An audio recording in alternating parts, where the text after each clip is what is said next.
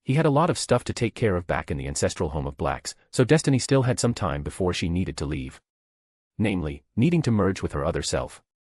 Well, technically not merge, but it was easier to use the word merge than using the technical terms all the time. Destiny cast a tempest and it was time.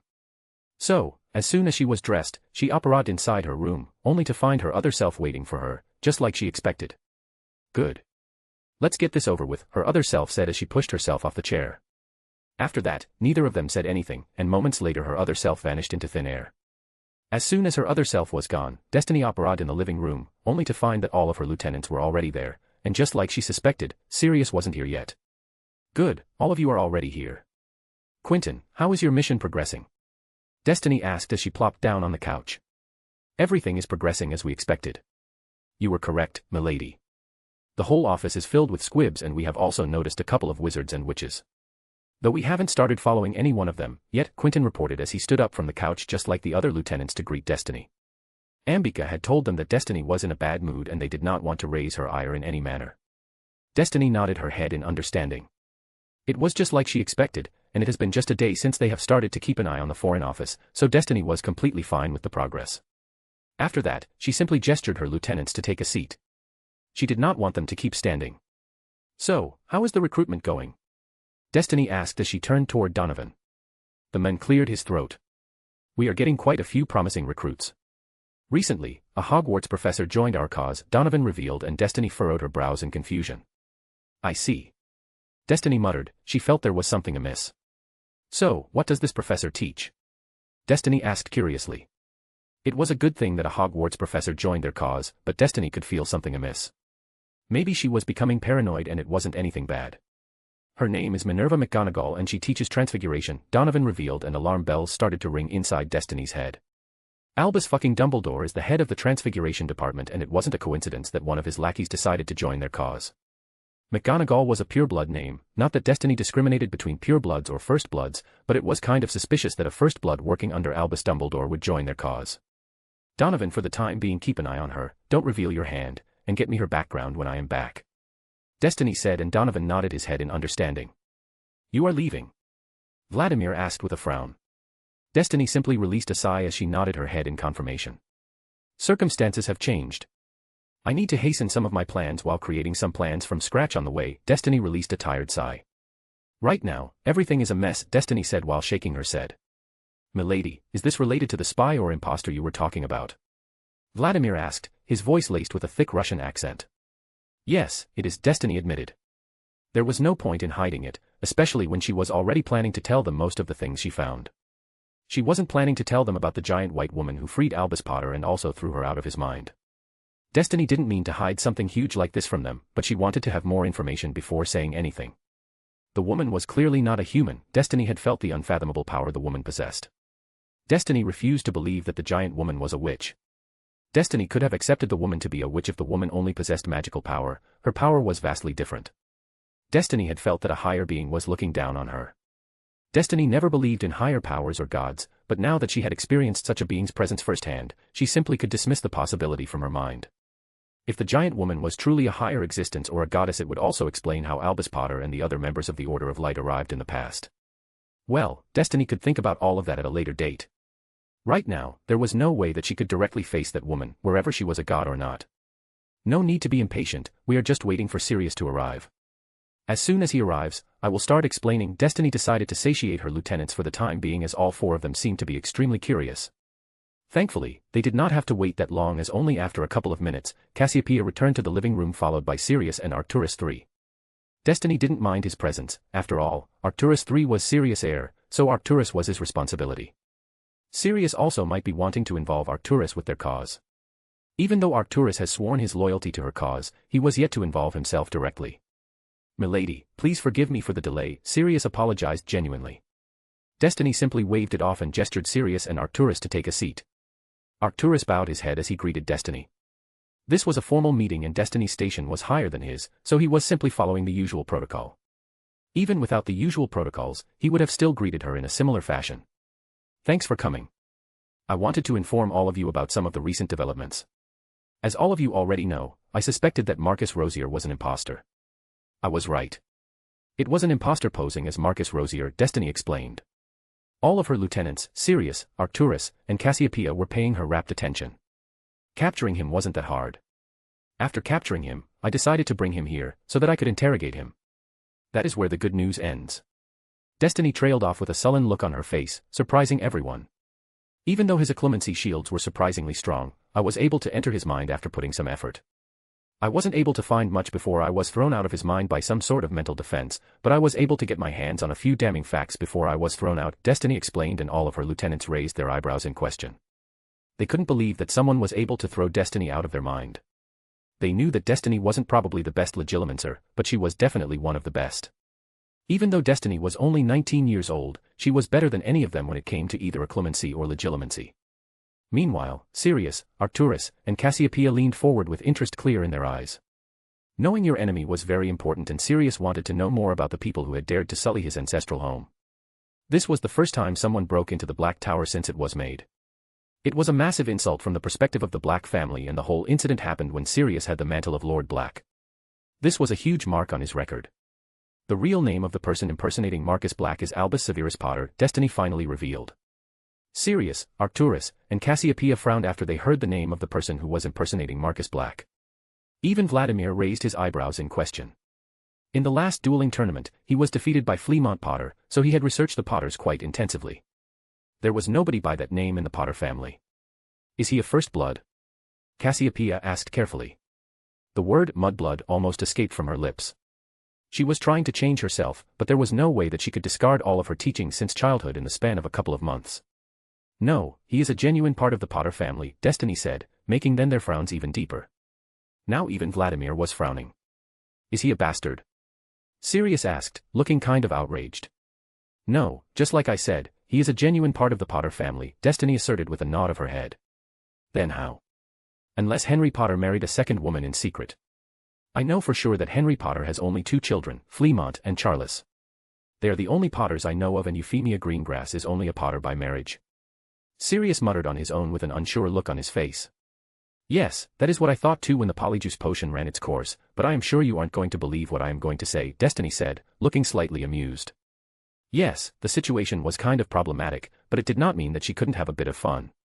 Albus Severus Potter would be born in 2006, Destiny corrected herself with a small smile.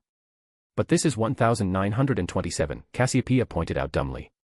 After that, she glanced toward the rest of the members, only to notice that all of them were thinking along the same lines. I know, Destiny said as she nodded her head in affirmation. Milady, are you saying that the men traveled back in time? Donovan asked, and Destiny nodded her head in confirmation. That is what I am trying to say. Though I am not sure how they did it, there is always a chance that someone invented a true time machine in the future. Destiny muttered with a thoughtful look on her face as she tapped her chin. But that's wrong. What about a time paradox? Ambika sputtered. She had read some of the time laws written down by the Unspeakables. According to them, it should be possible to send back your memories from the future to your younger self, at least theoretically, but it shouldn't be possible for a person to travel back in time when the said person didn't even come to exist without creating a paradox. At least, that is what the Unspeakables thought. Destiny simply shrugged. I don't know. Just like I said, it is possible that they were able to create a true time machine. You already know a true time machine would allow a person to enter any timeline without creating a paradox or anything, but I don't have enough information to draw enough conclusions. Destiny released a tired sigh. After that, nobody said anything for a couple of minutes. Milady, if someone traveled from the future to stop you, then it means that you succeeded. Arcturus was the one who broke the silence. Yes, I thought that too, but his mere presence is changing the future, and he is the only one who returned to the past. There is a whole group of them. Now that their cat is out of the bag, I have no idea what they are going to do. I am still not ready for open warfare. There are still a lot of things I need to do before I will be ready for open warfare, Destiny explained tiredly. So much needed to be done, and now this. Destiny felt her head was going to explode. But why, milady? Vladimir asked while gritting his teeth. I still don't understand why we are acting from the shadows. I mean, we are 3,000 strong, and we are strong enough to take the ministry if we plan it correctly, Vladimir pointed angrily. Before the other lieutenants could chastise the men, Destiny raised her hand to stop them. Destiny knew that Vladimir was loyal, but she could never bring herself to trust him completely like she trusted Quentin or Ambika. It was the same with Donovan too, but the only reason Destiny did not trust Donovan was because he has spent the least amount of time as her lieutenant. So, with time it was possible that she would start trusting him like she trusted both Quentin and Ambika, but that would never happen with Vladimir due to his impulsiveness. Vladimir is extremely impulsive, reckless, and hot-headed. He was good at managing people, but he was not good at playing the long game. He was always looking for action, and since he was already a duelist, Destiny didn't have any problems allowing him to control the duelists. She was also able to control his recklessness and impulsiveness. "Tell me, Vladimir, who are we fighting?" Destiny asked coldly as she leaned back on the couch and an oppressive pressure slowly filled the room. Vladimir flinched in fear. He finally realized what he had done and he cursed himself for being unable to control himself. The other lieutenant scooted away from him, not wanting to get cursed by accident. Vladimir gulped loudly as he knew that he had overstepped his boundaries, and if Vladimir feared anyone, then it was Destiny. "The Muggles," Vladimir muttered, but Destiny simply sneered at the men. "They are our enemies, you little shit." Destiny snarled as her eyes started to glow and her hair started to float. Vladimir felt someone pressing a cold blade pressing against his neck, but he knew that nobody was holding a knife at his knife. Destiny's magic and killing intent were creating the effect Vladimir was feeling. Vladimir felt his body becoming heavier with each passing moment. He felt like he was being drowned in a swamp of blood. The other lieutenants were witnessing this scene for the first time, so they were somewhat fine, but the blacks were witnessing this for the first time, so they were feeling just like Vladimir was, even though Destiny's magic or killing intent weren't directed toward them. "Muggles are our enemies, but we are not fighting them right now, we are fighting the traitors who betrayed magic," Destiny answered as she continued to release her raw magical power. "Right now, nobody, except for the Order of Light, nobody knows of us. What do you think would happen if everyone comes to know of our existence or my existence?" Destiny growled. Without giving anyone the time to answer, Destiny decided to continue. "Everyone will be coming after us. After Gellert was caught, the magical world calmed down since they think that the danger is over. They have lowered their guard, but as soon as my existence is revealed, they will be coming after me," Destiny explained coldly as she continued to glare at Vladimir. Then her head snapped toward Donovan. "Tell me, Donovan, if my existence is revealed or our existence is revealed, how will it affect our recruitment campaigns?" Destiny asked. This time some of the coldness was gone from her voice. Donovan did not answer instantly. After thinking for a bit, he answered. "It would be bad. True, people will know about our group, so there is a chance that we will be getting more recruits, but we will be also getting negative attention from magical governments. They will be looking for us everyone, so it would become very hard for us to recruit, as there will be a high chance that a spy might slip into our ranks. After all, it is impossible for us to screen everyone and everything," Donovan answered with a thoughtful look on his face. "That isn't all. If our existence is revealed, then the British Ministry of Magic will be the first to react since we are in Britain. The English won't allow the rest of the continent to interfere, because if they do, then the British Ministry of Magic will be coming after us with everything they have. Obviously, we fight back, and after a long gruesome war, we start to gain ground against the ministry. What do you think will happen after that?" Destiny asked in a mocking tone, and she finally stopped releasing her power and the atmosphere inside the room returned to normal. "They will ask the ICW for help, and the countries who are the most affected by Grindelwald's cause would jump at the chance. They would be out for blood. The ICW will also keep a close eye on Britain to see how the war is progressing, and when they see that the British are losing, they might send small forces to sabotage our forces. Some countries affected by Grindelwald might also send their own forces in secret," Sirius added solemnly. "That isn't all. I am wanted in a lot of countries. The reason they aren't out for my blood is because they don't have any information about me. So, they will be also sending assassins after me," Destiny explained in a neutral tone. "Even if we successfully take over the Britain Ministry of Magic, we won't be able to do it without sustaining heavy losses. Do you know how much magical blood we are going to lose?" Destiny asked Vladimir, who did not have an answer to the question. "There is no way that we will be able to win the fight without making sacrifices, but if I had to kill so many people, then who am I even fighting for?" "I am fighting for the betterment of the magical world," Destiny said with a determined look on her face. "We are fighting for our freedom. We are fighting for a world where we will be able to live freely, our children will be able to live freely. We are fighting for a world where magical parents would no longer have to worry about their children whenever they are somewhere close to the Muggle world. We are fighting for a world where no child would be abused by their filthy Muggle parents for having the gift of magic. We are fighting for a world where a Muggle bomb won't drop over anyone's house who is peacefully having dinner with his family. We are fighting for a world where no witches would be burned at stakes." Destiny snarled in passion, and everyone in the room became equally determined and excited after hearing her speech. "I want to avoid spilling magical blood as much as I can, but if it comes to genocide, then I am ready for that too. If it is necessary, then I am ready to kill anyone standing in my path, then I will, but I will avoid spilling magical blood as long as I can. For the world I am trying to build, I will do almost anything." Destiny muttered in a low tone. Yes, if her existence was revealed, then her ambition will become a lot more difficult, but it did not mean that she would give up. She will kill anyone in her path even if they are magical, but she genuinely wanted to avoid walking down that path.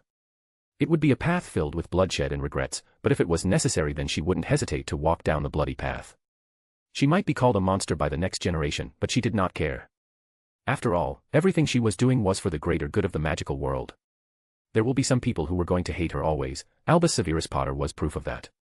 He had returned to the past to change the future. Some people are never going to understand what sort of threat the Muggles are to the magical world.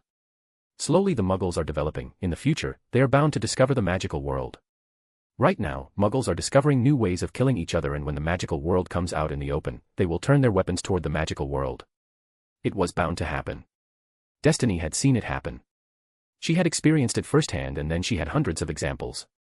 She wanted to create a world where no other child was going to experience the same. Destiny finally gathered her bearings as she understood that they had strayed from the main topic. So, do you understand, Vladimir? Destiny asked, and Vladimir could only nod his head. Vladimir was a good man, but he was not someone Destiny was going to trust with the long game. Good. Destiny nodded her head in satisfaction. As I was saying, I am not ready for open warfare. After all, open warfare isn't objective, our objective is to subjugate the Muggles. I simply want to take the least bloody path, Destiny said with a soft smile on her face. So, what do you want to do, milady? Quentin asked after a few moments of silence. I want to perform the Fidelius ritual, Destiny revealed, and all of their eyes grew wide in surprise. All the lieutenants knew what she was talking about. After all, she had told them, but Sirius and Arcturus were genuinely confused. They knew from Cassiopeia what the Fidelius charm was. After all, she had told them the secret of her house, but they did not know anything about the ritual Destiny was talking about. Destiny glanced toward Cassiopeia. The black-haired woman had earned herself some good girlfriend points by not telling Sirius and Arcturus what she was planning. Cassiopeia is going to tell the two of you what I am talking about, Destiny said dismissively as she glanced toward Cassiopeia. Sirius and Arcturus turned toward Cassiopeia, only to receive a nod from the black-haired woman. So, are we going to free Gellert? Ambika asked excitedly. No, there will be no we. I will be going on my own to free Gellert, Destiny said as she stood up from the couch, and all the lieutenants frowned after hearing her words. Milady, are you sure? We might not be strong like you, but don't you think it would be better if someone is there to watch your back? Quentin suggested, and Destiny had to admit, Quentin was right. The way Ambika was looking at her said everything, but if she was there on her own, then she would be able to move more freely. I will think about it, Destiny said after thinking for a bit. She could not take Donovan or Quentin with her as Donovan was busy with the recruitment and Quentin was busy with the mission she had given him. She would never take Vladimir with her. After all, she would never trust him with subtlety. Taking Ambika with her was also out of the equation. Ambika needed to stay here so that she could manage the nights in her absence. Wait. She wasn't going to leave for that long. She would probably need a day or two to free Gellert. So, it would be probably fine to take Ambika with her. The Crimson Knights would be able to manage themselves for a day or two in their absence. After all, they were not children and she could always ask Vladimir to control them. As long as he was going to have something to do, he won't be thinking about doing something reckless. While they were gone, Vladimir could take a break from the construction team. Anyway, she still had some time to make the decision. She could also take Cassiopeia and Arcturus with her. Well, if Sirius allowed them. Destiny wanted to think a bit more, but she thought that it would be probably fine to let them come. Then we'll probably get to learn something. Ambika, Donovan, the two of you can accompany me, Destiny said as she looked at Ambika and Donovan, and then she glanced toward her other two lieutenants. Unfortunately, I can't take the two of you with me, Destiny added in a disappointed tone. I understand, milady. You have already given me a task, Quentin nodded his head in understanding. He was glad that two of his colleagues are going to be with Destiny to protect her, not that she needed protection from mediocre people like them. Only a few moments ago, she showed them the difference between their power levels, but he still felt better with two of the lieutenants accompanying her. Of course, milady, I understand. I will be continuing what I have been doing. Vladimir said as he respectfully bowed his head in understanding. He would have complained, but he knew that he was this close to death. He wasn't going to tempt his fate for the second time. He knew how dangerous Destiny Grindelwald was and he dared to poke her. She had killed people for something lesser. While I am gone, why don't you arrange a dueling tournament for some entertainment? Destiny suggested with a thoughtful look on her face, and she already knew that Vladimir was already on board. Men. Destiny internally sighed. As soon as the words registered inside Vladimir's mind, his eyes started to shine brightly. Of course, milady, I won't disappoint you, Vladimir proclaimed loudly as he smacked his arm over his chest with a proud look on his face. Destiny simply smiled and nodded her head. It will also stop him from causing any trouble and the knights will be excited too, Destiny thought internally. It was like killing two birds with one spell. It has been some time since they had held a dueling tournament. She wasn't going to be present, but she will get to know who the most impressive duelists were. They were the only ones who were important, the rest were simple mobs. It was cruel, but that is how the world worked. She couldn't care about the weaklings or else she would have to give up cause. After that, Destiny turned back toward Donovan and Ambika. At first, she wasn't planning to take Donovan, but they were only going to be gone for a day or two at most, so she was sure that the recruitment team would be able to manage without him for a day or two. "Milady, will it be fine if my heir and niece accompanied you?" Sirius asked, surprising Destiny. To be honest, she wasn't expecting Sirius to suggest that, though she was planning to ask him herself. "Really? You are fine with your heir leaving to do something extremely dangerous?" Destiny asked, and Sirius simply glanced toward his son and cleared his throat.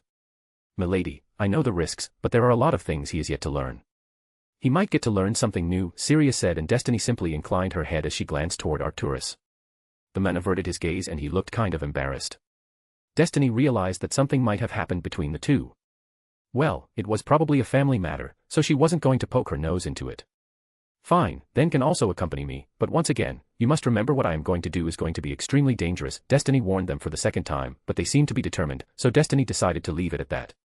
Since they were so determined to accompany her, she wasn't going to disappoint them. "So, when are we leaving, milady?" Donovan asked as he stood up too. "It depends." Destiny muttered with an unsure look on her face. "I am not a specialist when it comes to magical creatures, can you tell me which species of the dragon is the most dangerous?" Destiny asked, not looking toward anyone specific. "I think that would be the Hungarian horntail," Arcturus said with a thoughtful look on his face as he rubbed his chin. "Yes, definitely, Hungarian horntail, it is a nasty piece of work, milady," Vladimir confirmed, and Destiny hummed as she inclined her head. There is something she needed to do before leaving for New York. If everything went as planned, then she wouldn't even need to fight anyone, but if anything went sideways, then she would end up fighting against the whole aura force employed by Makusa. After all, Gellert was imprisoned in their headquarters. "Where can I find a Hungarian horntail?" Destiny asked after thinking for a few moments. "That would be Romania. There is Dragon Reserve there, they keep a couple of Hungarian horntails. Aside from them, you will find them in Hungary," Arcturus answered, and Destiny tapped her foot on the floor. Visiting the Dragon Reserve was completely out of the question, so her only option was the mountains. She had visited Hungary before, but as she was never interested in magical creatures, she never cared about the dragons. It seemed that she needed to do some research before she could start looking for the dragons. Destiny was sure that willingly or unwillingly the Hungarian wizards and witches would be quite helpful in that regard. "I see. We will leave for New York as soon as I return from Hungary," Destiny said, and Ambika paled drastically as she finally realized what Destiny was planning to do. "Please tell me you aren't planning to hunt down a Hungarian horntail." Ambika wailed, surprising the others, and as soon as the words registered in their minds, all of them paled too. Ambika suspected that Destiny was planning to perform an ancient ritual she had found in her ancient tome. The ritual was extremely risky, but just like high risk it came with equally high rewards. Ambika did not want to say anything about the ritual in front of the others, so she decided not to reveal anything regarding the ritual. "Of course, why else would I be asking about a Hungarian horntail?" Destiny beamed at Ambika with a bright smile on her face, and everyone else in the room palmed their faces. Equals 4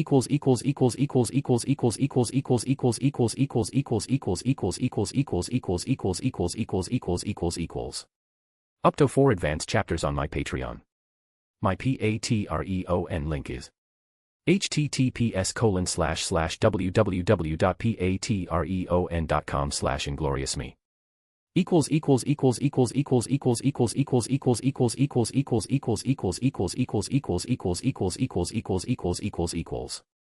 5135 words in this chapter. My Discord server, https://discord.gg/vq6rpaqvys. Chapter 37, The Ball, 2. Destiny walked down one of the busiest magical alleys in Hungary. Right now, the alley was almost empty. Only a few shady people could be seen slinking through the alley from time to time. Even though Destiny had human transfiguration to disguise herself, she was still a witch, so she was continuously getting lustful looks from the people. None of the people had dared to make a move, but Destiny was sure that it was about time someone made a move. That was exactly what Destiny was waiting for. Destiny needed some information before heading off to wherever the dragons were, and if someone decided to volunteer themselves to provide her with the information she needed, then who was she to complain? Destiny didn't need to wait that long for the opportunity to present itself. Destiny almost ended up cackling. Well. What do we have here, guys? A man appeared in front of Destiny with a lecherous grin on his face. Moments later, two more men appeared just behind the first men with similar types of grins on their faces. The situation was so cliché that Destiny didn't even know if she should laugh or cry. "That would a witch, you dimwit," Destiny answered dryly, surprising the men standing in front of her. The man at the front, who was possibly the ringleader, licked his lips in amusement. "Ugh. You are a feisty one, aren't you?" "I love feisty women." The men gazed at Destiny hungrily, and even though Destiny was using a disguise, she felt that it was about time she ended this. She could no longer handle the fact that these men were eye-banging her. "I see. Then I hope you don't mind," Destiny droned with a bored look on his face, and before any of the men could react, they found Destiny pointing her wand at them. "Crucio." Destiny sneered, and the man leading the trio slumped down on the ground while screaming at the top of his lungs. For a moment, the two men standing behind the leader did not understand what was happening, but when they finally did, they whipped out their wands without wasting any time and pointed in at Destiny. Meanwhile, the others, who were watching the whole scene from the sidelines, quickly scampered away as they knew that the whole incident was going to become messy.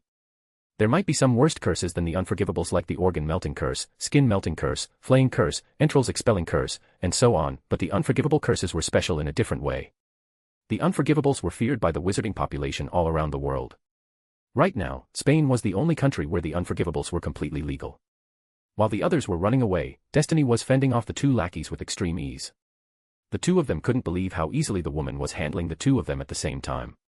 The leader was still lying on the ground, breathing heavily. This was the first time he had experienced the Cruciatus curse, and his body was still trembling and spasming from the after-effects of the curse. "You see, I am in a bit of a hurry, and I am also bored of your pathetic attempts of subduing me," Destiny deadpanned, and just as she finished speaking, she stunned both of them after disarming them. She stared at their wands for a moment before she tossed them a few feet away from the two of them. Now that she was done with the lackeys, she turned toward the leader, who was trying to crawl away from Destiny. That man had also noticed that his lackeys had been defeated, and he knew that he could not win against this witch, especially in his current condition, now that he couldn't even move a bit without trembling or wincing in pain. "Where the fuck do you think you are going?" Destiny asked haughtily as she arrived beside the man. The man slowly raised his head to look at Destiny. He knew that his only option was begging. He could try operating and it might work too, but there was a good chance that he might end up splinching in his current condition. He also wasn't carrying any other weapons like a dagger or anything, so there was not much he could do. He could always beg and it might end up working. After all, he did not have any other options, and begging was better than doing nothing. "Please. Please, forgive me. I did not." The man started to beg as he did not want to die. The woman had spared two of his lackeys, so there was a chance that she would spare him too.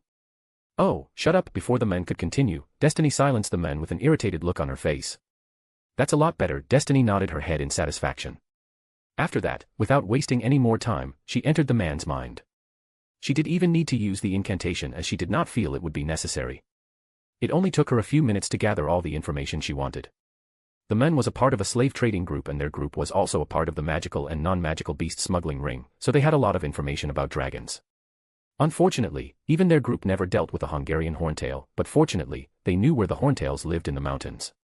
After all, they needed to stay clear of the horntails. Now that Destiny had the information she needed, she pulled herself out of his mind. "Since you helped me, I won't be killing you," Destiny said with a grin, and the man would have felt delighted after hearing her words if his head wasn't throbbing in pain. "Obliviate." The man's eyes grew wide when he heard those words, but it was already too late. There was nothing he could do to stop the incoming spell. After removing the man's memories of their encounter, Destiny made her way toward the lackeys. Without wasting any time, she removed their memories too. Destiny would have preferred to kill them, but it was simply going to increase the security around the country. There was still a high chance that nobody had informed the Aurors, but if she killed them, then the Aurors were going to be all over the case and the security around the country would be tightened.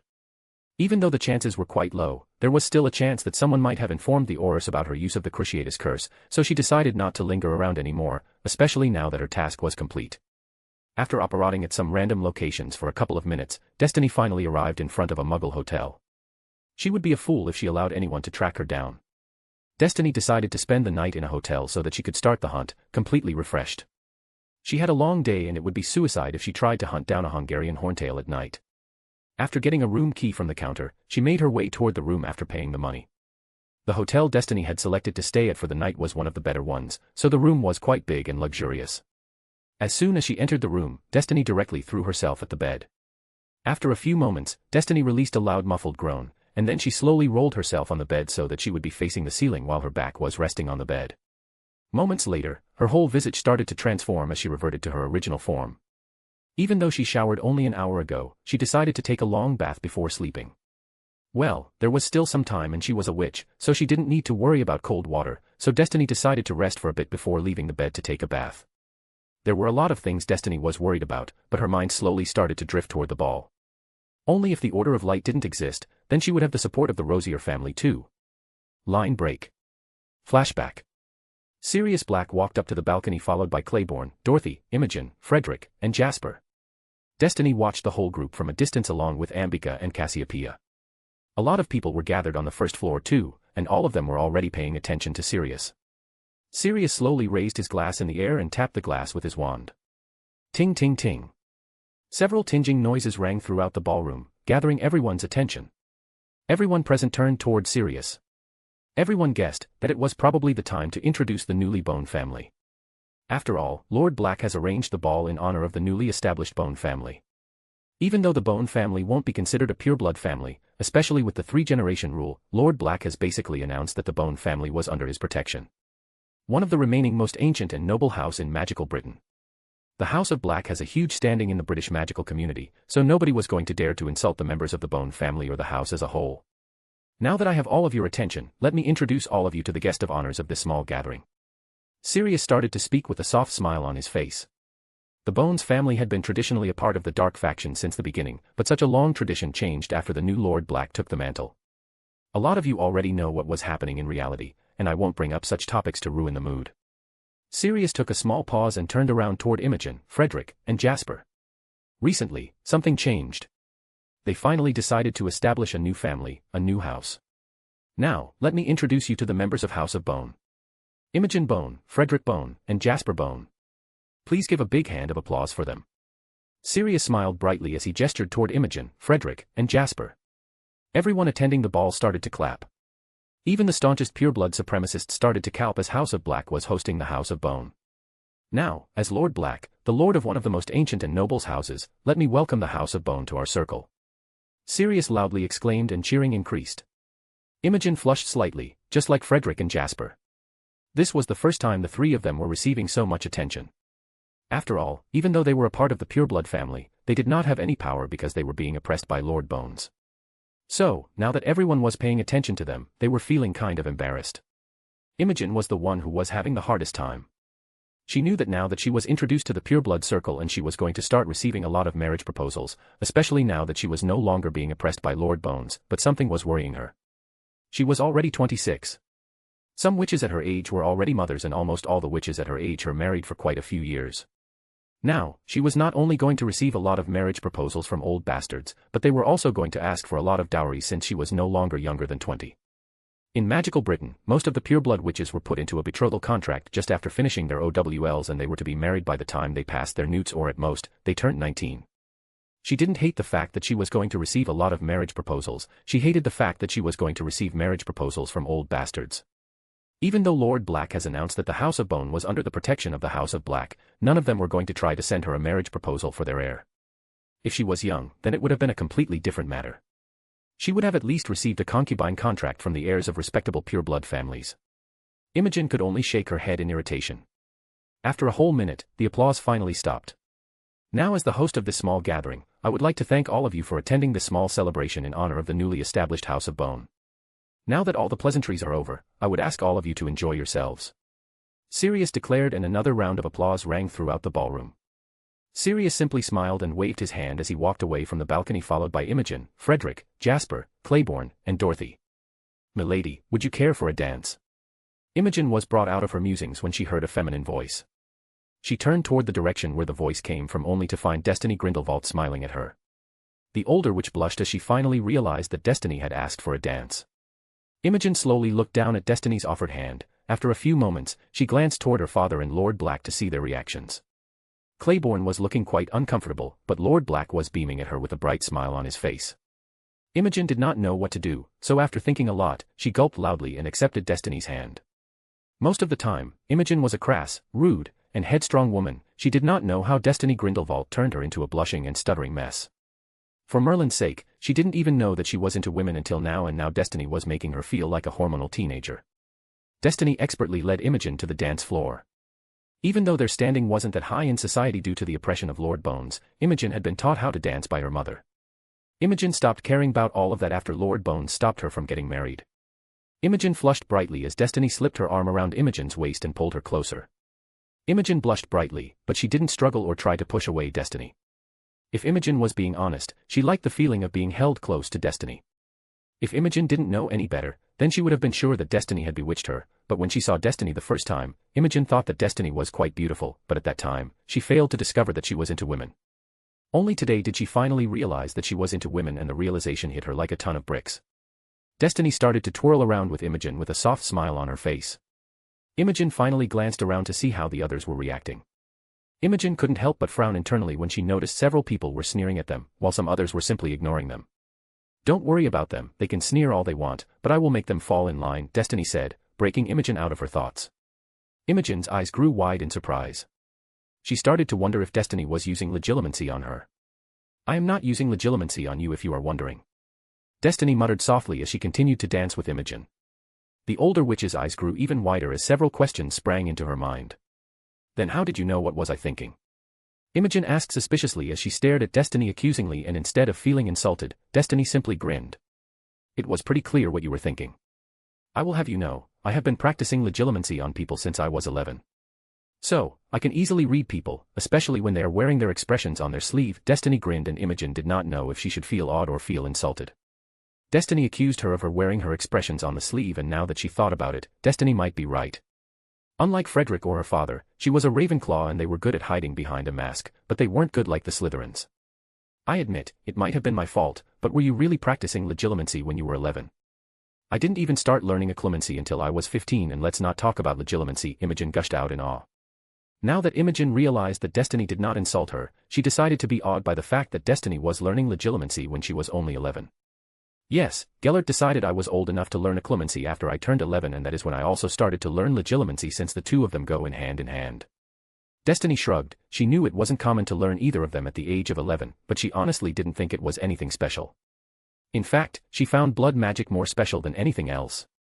"I didn't know that, but it is kind of amazing," Imogen said, looking kind of impressed.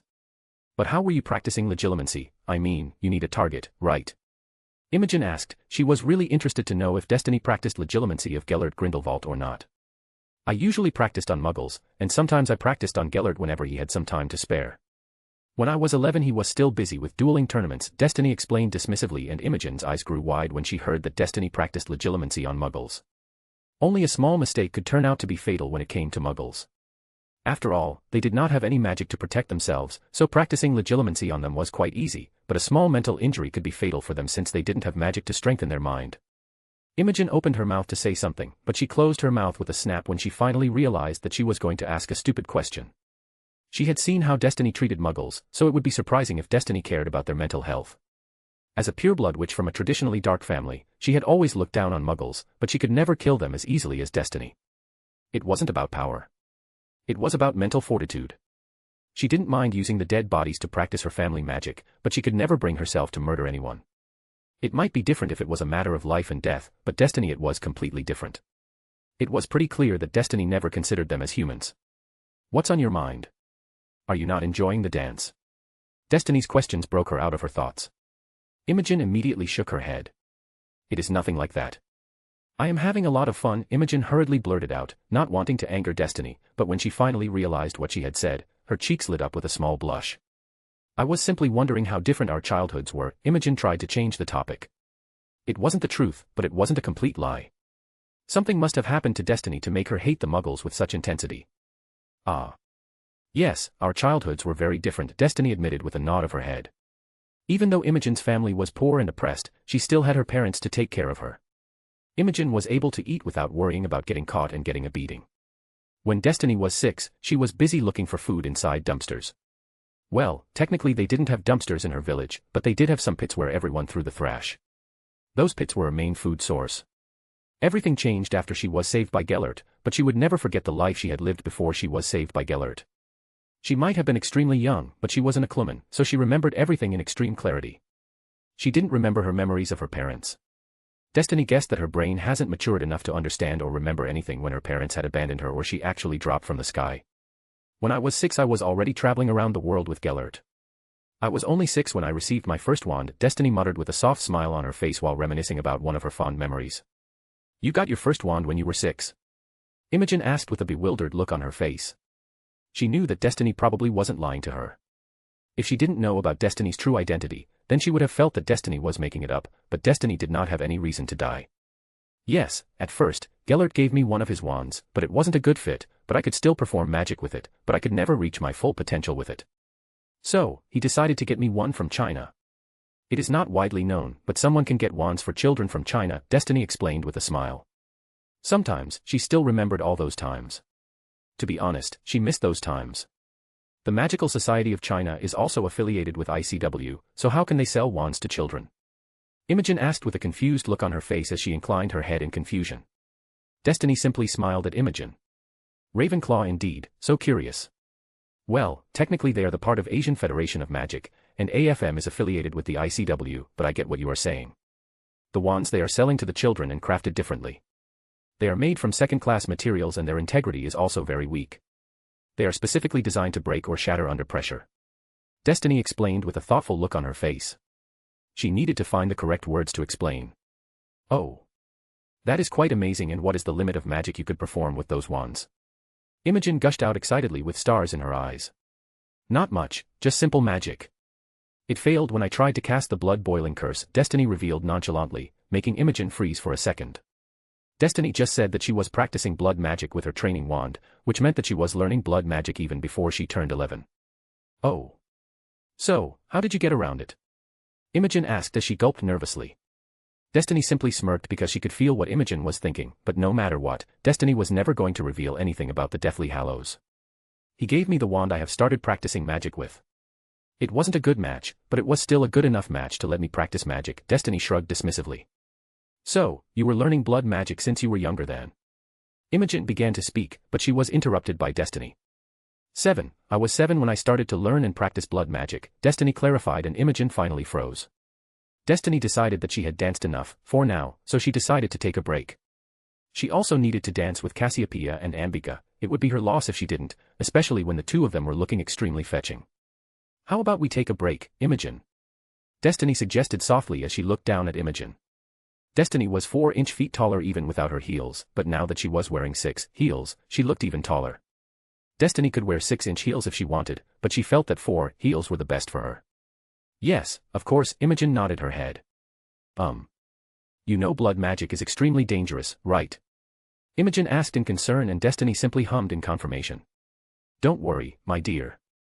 I know all the risks entailed, Destiny grinned as she finally led Imogen off the dance floor. Can you teach me a bit of blood magic? All of a sudden Imogen asked as Destiny led her toward the seats. Destiny simply raised her brows as she glanced at Imogen from the corner of her eyes. It is fine with me. Tell me what you want to learn, Destiny asked as she pulled back a seat for Imogen to seat. Imogen understood what Destiny was trying to do, and to be honest, Imogen didn't mind. Destiny was trying to assert her position in the relationship if she decided to pursue a relationship with Destiny in the future. There is no way that Imogen could decide something like this out of the blue. Same-sex relationships weren't anything uncommon in the magical world, but all same-sex relationships took place behind closed doors. Imogen did not know if her attraction toward Destiny was a one-time thing or not, but she couldn't risk anything since they were a newly established house and the repercussions would be lethal for her house if she decided to openly pursue a relationship with Destiny. A single dance in a ball wouldn't mean anything in the long run. So, what do you want to learn? After all, blood magic is a branch of magic. Destiny asked as she sat down right beside Imogen. Before Imogen can give an answer, Destiny summoned a house elf to get drinks for herself and Imogen. The house elf popped away, and moments later, a tumbler filled with fire whiskey and a glass filled with wine appeared on the table before them. Destiny grabbed the tumbler and extended the wine glass toward Imogen. Imogen accepted the glass with a grateful nod. Imogen took a small sip from the glass and then she raised her brows in Destiny's direction when she saw Destiny taking a large sip from her glass. Are you sure you will be fine? Imogen asked in a slightly worried tone. Imogen knew the real reason why Lord Black has arranged the ball, so if Destiny ended up getting too tipsy, then it would be a bad thing. Destiny simply smirked. You don't need to worry, I can handle my drinks, Destiny dismissed Imogen's worries. Yes, she is an alcoholic, you shouldn't worry about her, Ambika added as she decided to sit down at the other side of the table followed by Cassiopeia. The green-eyed witch had an annoyed look on her face while Ambika had an amused look on her face. Destiny started to wonder what might have happened, but she was sure that whatever it was, it would be somewhat amusing. I detest that. I am not an alcoholic. I can handle my alcohol, that doesn't make me an alcoholic. Destiny retorted with a scowl on her face. By the way, what happened to you, Cassie? Destiny asked in an amused tone. Cassiopeia growled as she made a sort of unintelligible noise. Sorry, I didn't get that. Destiny added with an amused grin on her face. It is not funny. Cassiopeia growled menacingly, but it would have worked if she was anywhere strong like Destiny, but unfortunately, she wasn't. So, she only ended up making Ambika and Destiny snicker in amusement. Cassiopeia at the two of them and huffed. If you were at my place then the two of you wouldn't be snickering. Cassiopeia snarked heatedly. Imogen decided not to show any reactions. After all, she had no idea what happened and her status wasn't high like either Ambika or Destiny, so she couldn't simply laugh at Cassiopeia's plight. I don't even know what happened, Destiny reminded Cassiopeia as she snapped her fingers to raise a couple of privacy wards. She did not want anyone eavesdropping on their conversation. Well, nothing serious happened. One of her friends decided to show up with a rich fiancé. She wanted to show off her fiancé while making everyone jealous. Well, she succeeded, Ambika explained with an amused grin on her face. Cassiopeia's eyes grew wide in shock. She immediately looked toward Destiny. The way Ambika explained the whole ordeal, it could easily give Destiny the wrong idea. No. I am not jealous. I am angry over the fact that she dared to mock me by calling the cursed bride. Cassiopeia hurriedly clarified the reason she was irritated. Ah. Well, she wasn't wrong. Unfortunately, they did die. Destiny muttered with a grin. Destiny knew for sure that Cassiopeia wasn't into men, so she wasn't worried, and if Cassiopeia had already agreed to enter a betrothal contract with her. If the green-eyed witch did back out from entering the contract, then it would be Cassiopeia's loss. Oh. Well, you will be able to show me off after we succeed in enslaving the Muggles. I bet, you will love the look on her face when that happens. Destiny decided to comfort Cassiopeia with a small smile on her face as she took a small sip from her glass. Cassiopeia grinned maliciously as she nodded her head. By the way, you never answered my question, but I suppose I can't blame you. We were kind of interrupted, Destiny grumbled as she gave Ambika and Cassiopeia a stink eye. Imogen wasn't expecting Destiny to remember what they were talking about since Ambika and Cassiopeia interrupted the chat. Well, I already have the spells. The book is a part of our family magics, but the book was kind of forgotten. It is important that I learn those spells if I want to progress in our family magic, Imogen said while glancing around. She knew that Destiny had applied privacy wards, but she still wanted to be safe. You want me to teach you blood magic that belonged to your family? Is that right? Destiny asked incredulously. The pureblood families protected their family magic like their life depended on it. Just taking the Gaunts for example. Their whole line was destroyed, but they never gave away their family magics.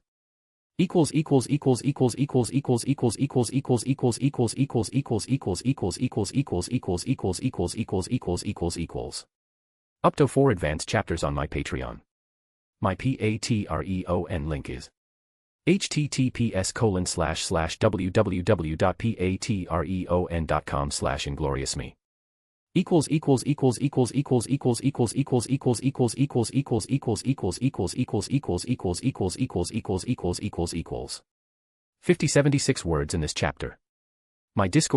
=========================================================================================================================https://discord.gg/vq6rpaqvys. Chapter 38, The Ball, 3. You want me to teach you blood magic that belonged to your family? Is that right? Destiny asked incredulously. The pureblood families protected their family magic like their life depended on it. Just taking the Gaunts for example. Their whole line was destroyed, but they never gave away their family magics. Nobody could have used Gaunt family grimoire since it was written in Parseltongue, but the rest of the books were written in Latin or medieval English. So, if they wanted they could have sold the books for a hefty sum, but they chose to be destroyed instead of parting with their family magics. Well, not that they could have survived either way. They have lost all sanity from everything Destiny had seen and heard. Destiny decided to slam the brakes on her train of thoughts. If the Gaunts could go to such lengths to protect their family magics, then she wondered how Imogen could make such a request. After all, if Destiny wanted to teach Imogen, then she needed to learn those spells herself before she could help Imogen. Imogen licked her lips as she started to think about how to explain. She could understand why Destiny didn't seem to believe her. After a few moments of complete silence, Imogen placed her glass on the table, and then she turned toward Destiny with a serious look on her face. The spells I am talking about didn't belong to my family, it still belongs to my family, but the thing is, nobody in my family could perform those spells and I am not going to try to learn on my own since I have read the disclaimers. Blood magic can be even more dangerous than necromancy if you don't know what you are doing. Imogen frowned as she spoke. Listen, necromancy is in our blood, so I didn't have any problems with it. It came naturally to me, but blood magic. Imogen scowled and released a snort. It was pretty clear that she was frustrated. I don't even know where to start. One simple mistake and I am a goner. Imogen trailed off with a dark look on her face. Imogen noticed that Destiny, Cassiopeia, and Ambika were still paying rapt attention to her. So, after a few moments, Imogen released a huge sigh and her shoulders slumped down. Since you told me that you are already good at blood magic, I decided to ask you to teach me, and since my family has already sworn loyalty to you, I don't mind sharing a part of our family magic with you. Imogen said with a complicated smile on her face. I see.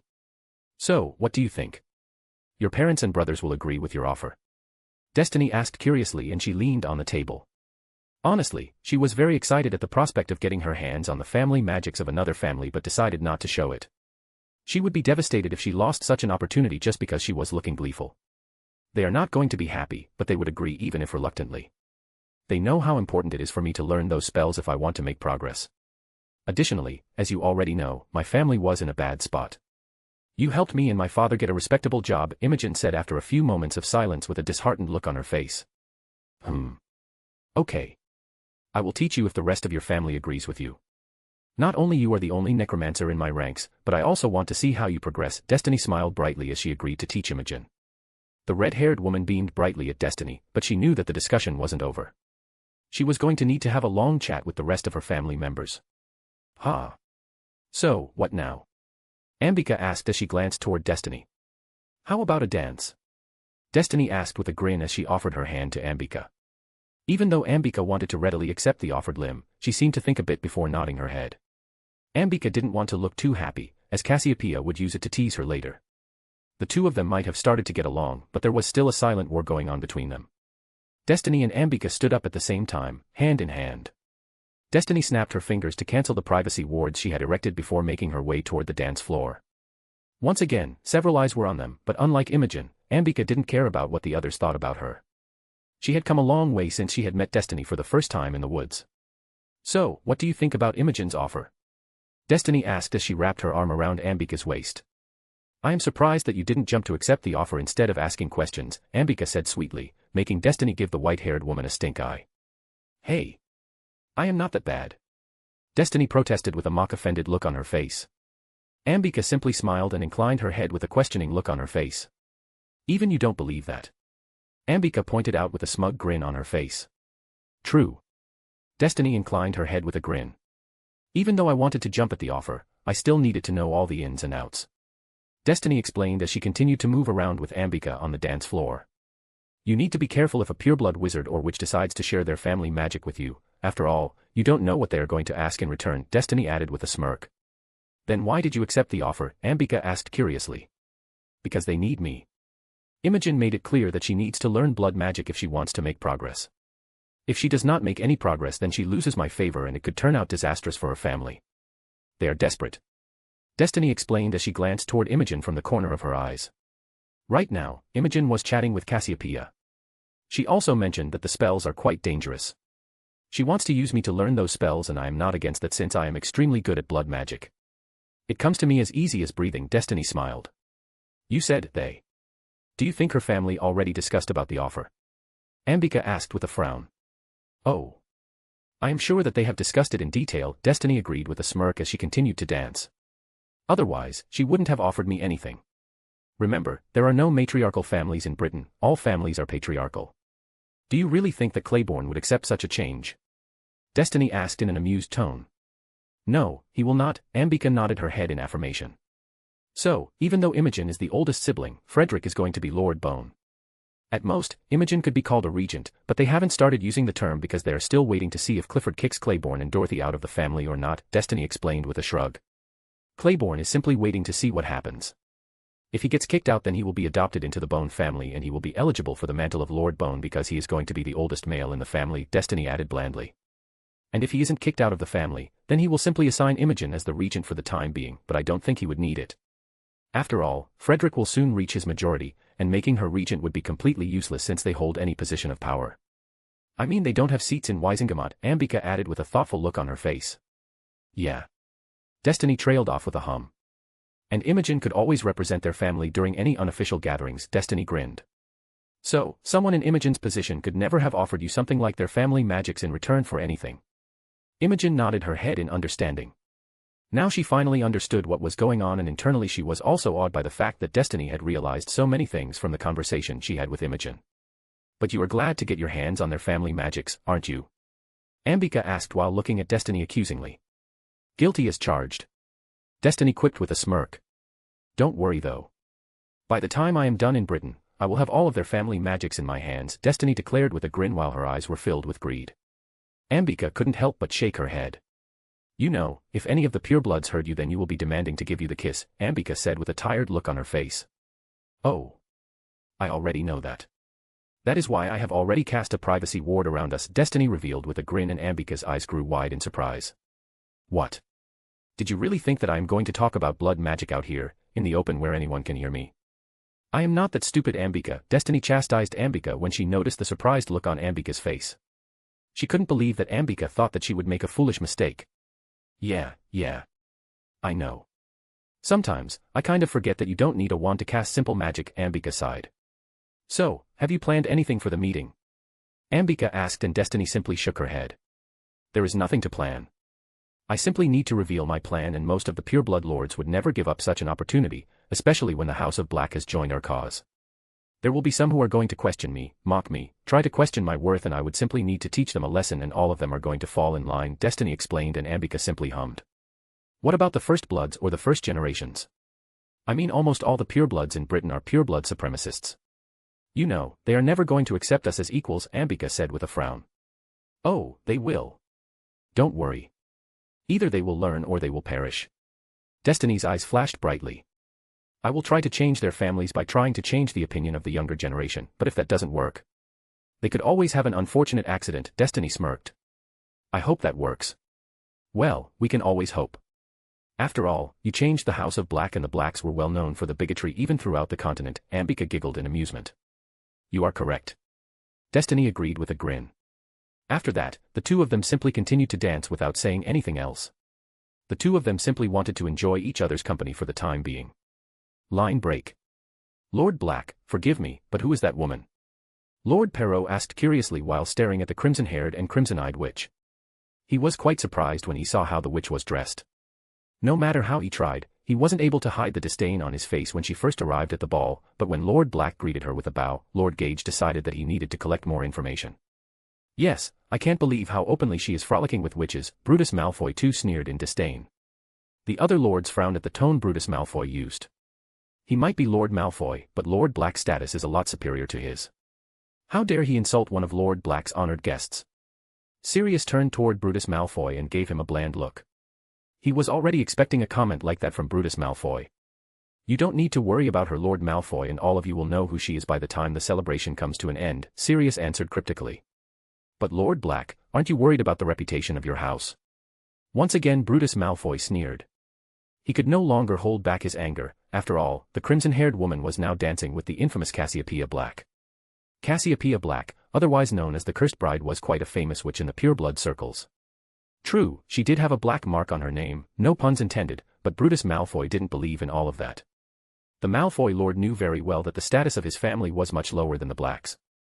The two families were part of the Sacred 28, but the House of Black was one of the most ancient and noble houses. The House of Black also had more votes than the House of Malfoy and the Wisengamot, and that was something that made Brutus Malfoy feel inadequate. The best way to reach their status would be to wait until the House of the Malfoy was also declared as one of the most ancient and noble houses. Right now, the House of Malfoy was only known as one of the ancient and noble houses, and he needed to wait for 5 centuries to receive the status of the most ancient and noble House of Malfoy. Brutus Malfoy refused to wait that long. There was another option though. He could use the Blacks to raise their status. He could use any of the surviving 3 most ancient and noble houses, but he could only depend on the House of the Black. The other 2 remaining most ancient and nobles houses are the House of Longbottom and the House of Ollivanders. Neither of those 2 families has any witches in his son's generation. So there was no way that he could use either of those families to gain power. True, his son Abraxas Malfoy was 2 years younger than Cassiopeia Black, but he could live with it. After all, due to the black mark on Cassiopeia Black's name, once again no puns intended, Brutus Malfoy wouldn't need to pay a king's ransom as the bride price and also had some idea how to protect his son from the woman. Brutus Malfoy didn't believe for a single moment that her previous betrothed died naturally.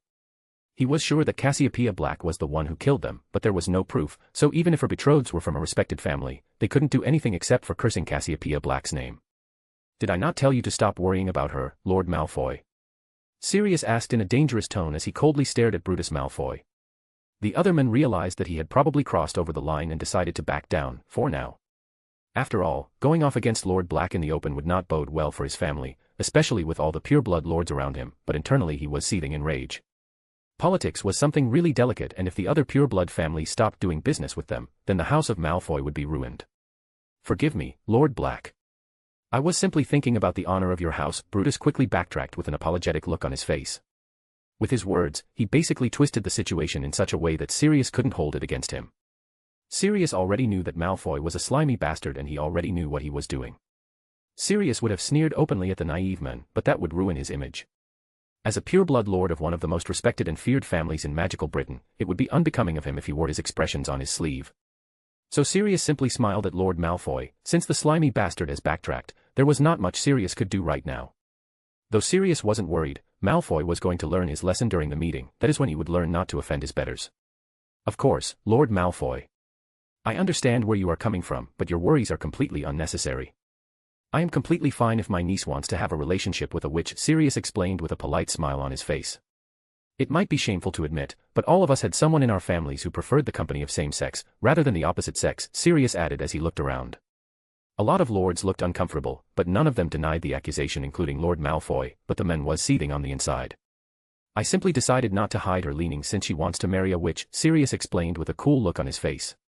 He wanted to make the others feel that even though he wasn't happy with the idea, he still accepted it or his niece's happiness. "Indeed. Do you think the other lords will approve?" Lord Parkinson asked curiously, and Sirius simply huffed. "They are of no concern. While I respect them and their family traditions, my family comes first. So if my niece is happy being married to a witch, then who am I to complain?" Lord Parkinson, pride, tradition, and culture are important, but sometimes, the world needs some changes or we stagnate. After all, we have seen what happened with the Gaunts, and they aren't the only ones who were wiped out because they did not, or could not accept the change, Sirius explained, and now almost everyone around him hummed in agreement as they nodded their heads. "I hate to admit, but I agree with you, Lord Black. We do need some changes from time to time." Lord Parkinson raised his glass toward Sirius. "To future, to change." Lord Parkinson cheered and the others joined in too. Sirius knew very well what Lord Parkinson was doing. He only played the devil's advocate so that Sirius could explain why agreed with such things. Sirius gave the men a grateful look. Lord Parkinson was 2 years younger than him, and the House of Parkinson is dependent on the House of Black due to their businesses.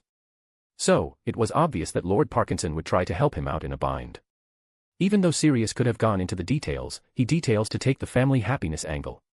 Nobody would be able to complain much because everybody knows that family comes first. From the corner of his eyes, Sirius glanced at Brutus Malfoy too. The man wasn't happy. He tried to hide it well, but Brutus wasn't that good at hiding his true feelings or intentions. He might be smiling right now, but Sirius knew that the man was seething in rage on the inside.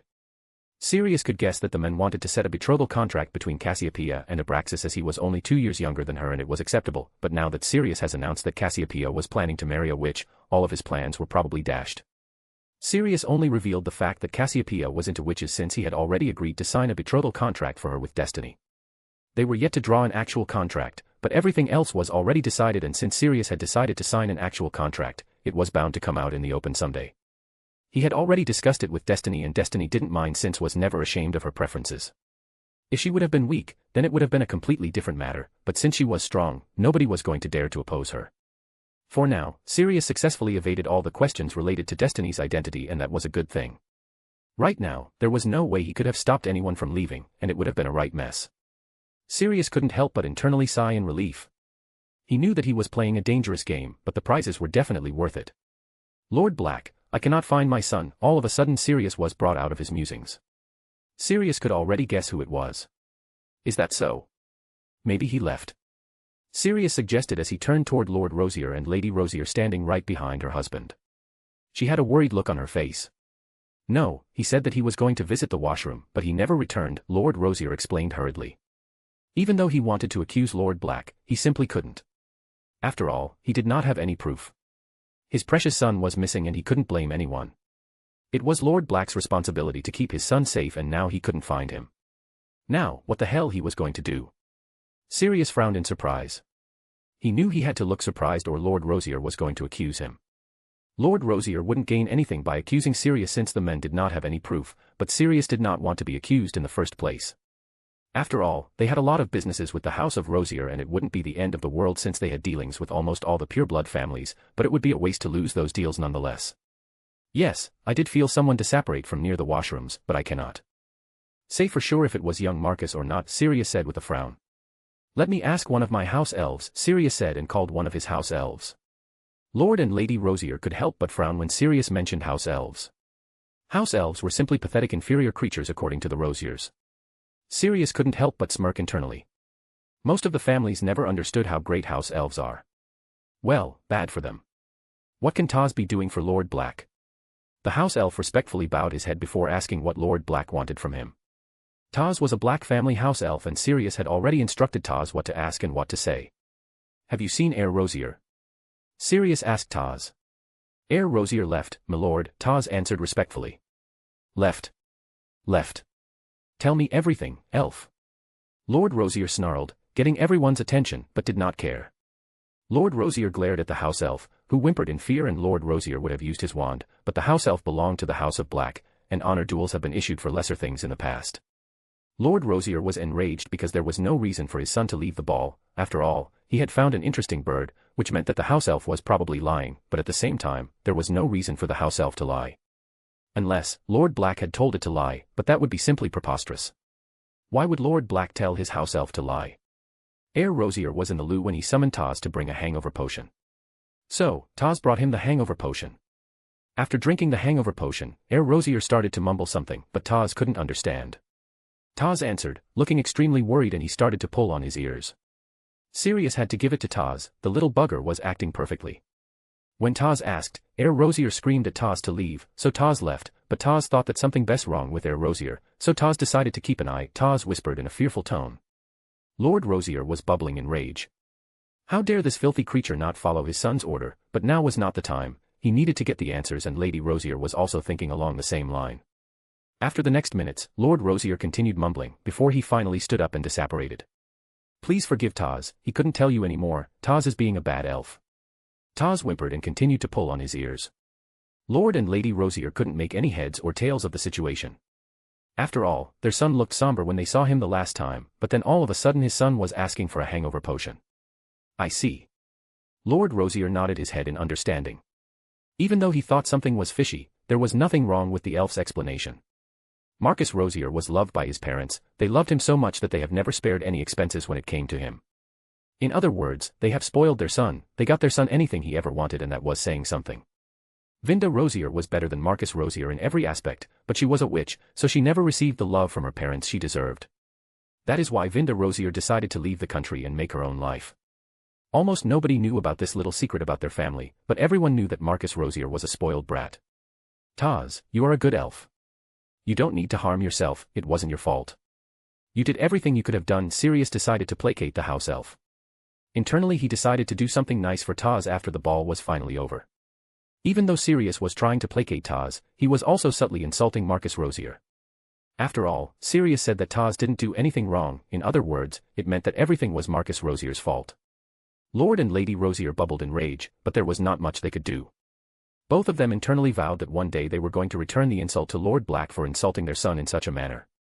The purebloods also started to giggle or snicker subtly after hearing Sirius' words. Almost all of them were politicians and all of them could guess what Sirius was trying to say and they couldn't help but agree with Lord Black. Marcus Rosier's reputation was quite famous within the pureblood circles, so almost all of them knew that Marcus Rosier was a spoiled brat.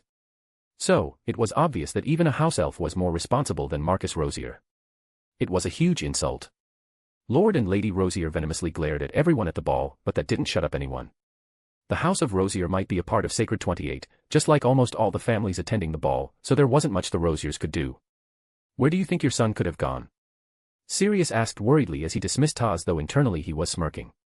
They wasn't planning to insult the Rosiers, but they shouldn't have scared his house elf. We don't think we would able to enjoy ourselves any longer. Now that our son has left, Lady Rosier said with a smile, but even a child could tell that the smile was fake. Sirius couldn't help but nod in understanding. He was acting like he was completely oblivious to her fake smile. I see. Are you sure? Do you think that we should inform the Aurors? Sirius asked worriedly, and Lord Rosier immediately shook his head in denial. It would be humiliating to inform the Aurors. After all, their son was no longer a Hogwarts student. Everyone will think if his adult son couldn't even handle himself, then how the hell was he supposed to handle the House of Rosier? Lord and Lady Rosier were sure that all of this was a scheme created by Lord Black to humiliate their family. After all, their son was the best. There was no way that their darling son would humiliate their house in such a manner. There was obviously some sort of foul play involved, but once again they did not have any proof, and if they did accuse Lord Black in his own house, then there was no way anyone was going to support them. They could never understand why everyone said such horrid things about their darling son. According to Lady Rosier, everyone was jealous of their sweet boy. Lord Rosier agreed with his wife in that regard. Lord Black, thank you for inviting us. We will be excusing ourselves, you don't need to see us out, Lord Rosier said stiffly as he gave Lord Black a small nod. He did not wait for Lord Black's reply. Instead, he turned on his heel along with his wife and started to walk toward the floor without giving anyone another look. Line break. Oh. Pity, I feel quite bad for them, Destiny muttered with a sympathetic look on her face as she stared at Lord and Lady Rosier's retreating backs. Cassiopeia, who was standing right beside Destiny with Destiny's arm wrapped around her waist, didn't believe Destiny's words for even a moment. Destiny had already told her that someone was impersonating Marcus Rosier, so there was a good chance that Destiny had done something to get rid of him. Destiny had never left her sight, but she knew that Destiny had a time turner in her possession, so she could have easily done whatever she wanted without anybody knowing anything. You know, I am not buying that. So, what did you do? Cassiopeia asked Destiny in an impatient tone. You wound me. Destiny muttered as she placed her hand over her chest with a hurt look on her face, but Cassiopeia wasn't impressed. She simply continued to stare at Destiny with a blank look on her face. After a few seconds, when Destiny finally realized that Cassiopeia wasn't going to react, she simply huffed and stopped acting. Fine, ruin all the fun, but the truth is, I haven't done anything to him. Destiny trailed off and Cassiopeia simply raised her brows in confusion. Yet, all of a sudden, Destiny added with glee, and Cassiopeia finally realized what Destiny was trying to say. I see. Well, good riddance. Whoever he was, he shouldn't have dared to sully the ground of the ancestral home of the Blacks, Cassiopeia huffed haughtily. Cassiopeia knew that Destiny was a cruel witch. She had witnessed a few of the atrocities Destiny had committed without a hint of uneasiness, guilt, or regret in her eyes. In fact, she looked almost gleeful or completely indifferent while committing the atrocities. Nobody would be able to guess what Destiny is capable of. After all, she hid her true nature pretty well, but Cassiopeia wasn't like the others. So Cassiopeia knew that whoever this spy was, he was going to experience hell. Equals 1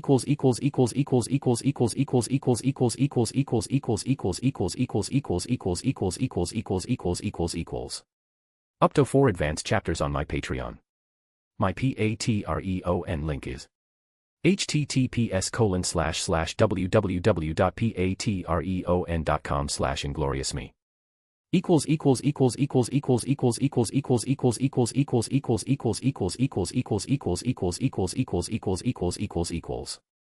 5161 words in this chapter.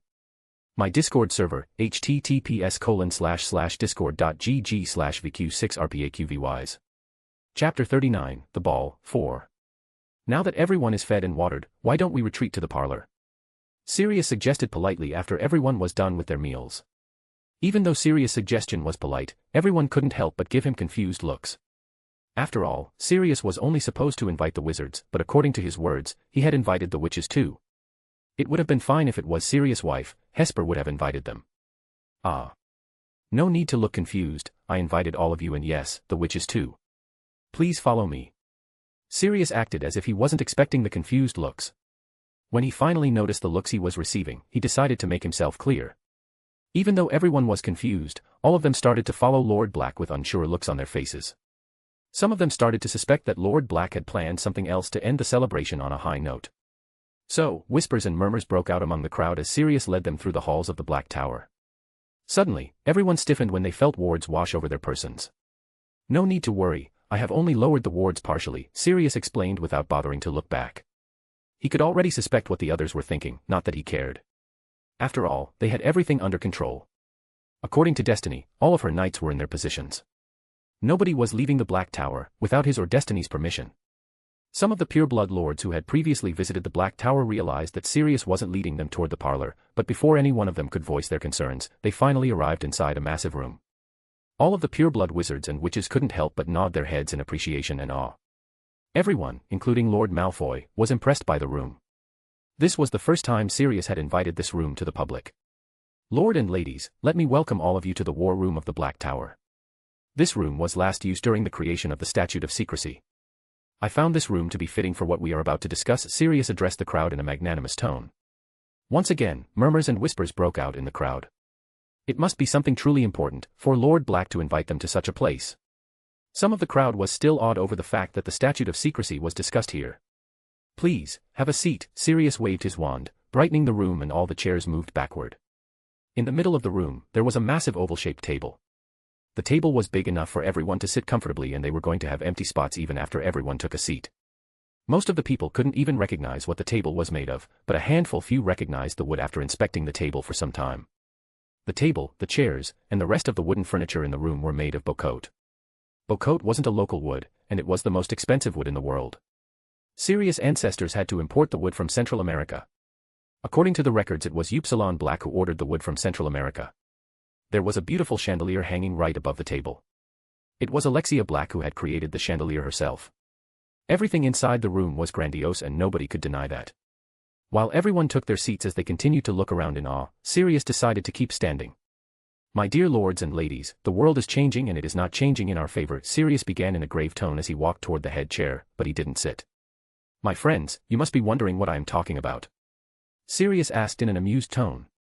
You are talking about the Muggles, aren't you, Lord Black? Lord Raoul asked, but from the look on the man's face, it wasn't a question. He was simply making a statement. Once again a few murmurs broke out, but Sirius raised his hand and the murmurs stopped. Sirius nodded his head in satisfaction. Of course. They are currently the biggest threat to our society, Sirius revealed in a solemn tone. You must be joking. We are perfectly safe, and we all know that Muggles can't find our worlds. Lord Burke scoffed. Sirius simply gave the men a bland look. Really? Every year we keep revealing our world to the Muggles when we bring the Mudbloods into our world. Before Sirius could retort, it was Lord Flint who pointed out something that destroyed Lord Burke's argument. That is why I have been telling all of you that we should get rid of those Mudbloods. Lord Lestrange sneered with a look of disgust. None of the lords were surprised. After all, the House of Lestrange never shied away from making their opinions known. You are still a dunderhead, I see. Lord Selwyn sneered at Lestrange. Lord Selwyn was the oldest wizard present in the room. There was a reason why Lord Selwyn hadn't passed on the mantle of Lord Selwyn to his son. The thing was, his son was a fool. The boy had failed to pass his OWLs even after his fourth attempt, but his daughter was a brilliant witch. She had passed her newts with flying colors, and currently, she was in Brazil, finishing her runes mastery. The House of Selwyn has been a Partiachal family, but Lord Selwyn knew that if he wanted his house to survive, then he needed to hand over his mantle to his daughter. It was a hard pill to swallow, but handing over the family to a daughter was better than having it die out due to some foolish pride, and it wasn't like he wasn't proud of his daughter. It was a good thing that his son was aware of his shortcomings and accept the decision with a smile on his face, or Lord Selwyn could always arrange an accident. You. Lestrange was about to retort, but Lord Yaxley decided to cut him off. We aren't here to fight, are we? Lord Black is trying to tell us about the threat. Don't you think whatever he wants to say is important? Then your willy-waving contest. Lord Yaxley suggested politely, but he left the last words unsaid. Thank you, Lord Yaxley. Sirius gave Lord Yaxley a grateful nod. As Lord Flint said, we are revealing our world to countless Muggles every year, but as Lord Lestrange pointed out, it would be counterproductive for our world if we act against them, Sirius explained slowly, and then he decided to take a small pause to see how everyone was reacting. How? I mean, they are just filthy Muggles, Lady Caro sneered. Lady Caro, what do you know about the last Muggle War? Before anyone else could speak up, Lord Bulstrode spoke up. Damien Bulstrode, son of Gawain Bulstrode, was the current Lord Bulstrode. Unlike his father, he wasn't a member of the Grey Cloaks. He worked in the Department of Magical Accidents and Catastrophes. He had heard a lot about the horrors of the Muggle World War from his father. He knew a lot of magical families have lost their lives in war even though it wasn't their war in the first place. Lady Caro looked at Lord Bulstrode with an incredulous look on her face and then scoffed. Why in the name of Cersei I am going to waste my time with Muggle wars? Those beasts could get themselves killed for all I care. I would say, good riddance. Lady Caro scoffed. Even though Lady Caro seemed to be completely oblivious regarding the Muggle War, a lot of lords and ladies seemed to be quite informed. A lot of magical families lost their lives in the war even though we weren't involved in the war, it was Lord Macmillan who muttered in a solemn tone. Exactly. Damien Bulstrode nodded his head. Even though those families were protected by the Muggle-repelling wards, notice-me-not wards, along with various protection wards, they still died, Damien added with a grave look on his face. This can't be true. How could those filthy beasts? Lord Caro shot up from his seat with a horrified look on his face. Lady Caro simply grabbed the man's arm and pulled him down. She didn't want her husband to end up embarrassing himself. Lord Caro also realized that he had lost his composure, so he took a deep breath to calm himself.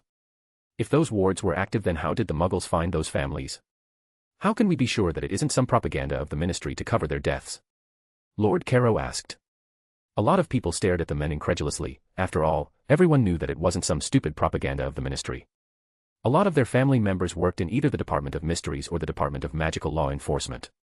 So, not only they had read the reports, they had seen the reports themselves. They had seen the horrors with their own eyes, and they have told their friends too. I can assure you that it is not some Ministry propaganda. It is the actual truth. I have seen the properties with my own eyes, or what was left of them, Lord Avery said coldly as he gave Lord Caro a cold look. Winston Avery was only 31 years old, but he was already a senior Auror, which was quite an achievement. Yes, his Theseus commander was in a much higher position than him, but Theseus is an exception. During the Muggle World War, Archer Evermond, the Minister of Magic, had passed an emergency legislation forbidding the British wizarding community from getting involved in the hostilities, and even after that, Theseus' commander had gotten involved in the war, completely disregarding the legislation. Even though his involvement hadn't bore any decisive results nor much of his involvements known, he had saved a lot of lives. So not only he wasn't punished for breaking the law, he was awarded for his efforts in the war. That is why a lot of wizards and witches held grudges against the men. After all, he broke the law, but not only he wasn't punished, he had received an award and a promotion. Winston Avery wasn't an exemption. He also hated Scamander for that, but at the same time, Winston couldn't help but respect the men. He couldn't deny the prowess of Theseus' commander or the man's skills. Winston couldn't help but grit his teeth whenever he thought about the men. Theseus was such a good wizard, but instead of trying to help the magical world, he was trying to protect the Muggle world. Yes, I agree with Lord Avery, Lord Yaxley and Lord Parkinson muttered at the same time with appreciative looks on their faces. Lord Avery was much younger than most of the other lords, but they respected the man since he had achieved a lot since his father's untimely death and he had been managing the House of Avery quite nicely along with his full-time job. I must admit, the Muggles are a threat to our world, but I must ask you, what do you want us to do? Lord Malfoy asked in a neutral tone as he glanced at Sirius. Sirius smiled jovially. Before I say anything else, I want all of you to swear secrecy oaths. After all, we are going to discuss a lot of things, and it wouldn't be good for us if some things were to become public knowledge, Sirius said cryptically, and a few lords and ladies bristled at Sirius' words. None of them dared to say anything. After all, what Lord Black was asking wasn't something outrageous. So, one by one, everyone started to raise their wands in the air and swear their oaths to Sirius. The said man couldn't help but grin internally. Everything was going according to the plans. He had told Destiny that he wanted to start the meeting and Destiny had decided to place her trust in him. After all, Sirius had been playing on the political field for quite some time and Sirius would be perfect for the opening volley. Destiny knew that she couldn't get all of them to swear their allegiance to her in one go. She needed time and she needed to prove herself. She had been able to sway the Blacks because she had been able to entice them with her promises and power. After all, the Blacks are a greedy bunch. They wanted to be at the top of the world she was trying to build too. Sirius nodded his head in satisfaction when the secrecy oaths were finally done. Nearly a month ago, I was finally introduced to a person who is at the forefront of such a movement, Sirius said with a smile, and a few of the lords and ladies stiffened after hearing his words. They could already guess what Sirius was trying to say. Gentle wizards and witches, let me introduce Destiny Grindelwald. Sirius exclaimed with a grin, and the doors on the other side of the room opened with a loud bang. Moments later, Destiny entered the room followed by Lieutenants Arcturus III and Cassiopeia. A soft smile was gracing Destiny's face as she entered the room. Complete silence greeted her as she entered the room, and honestly, Destiny was quite pleased with the reaction.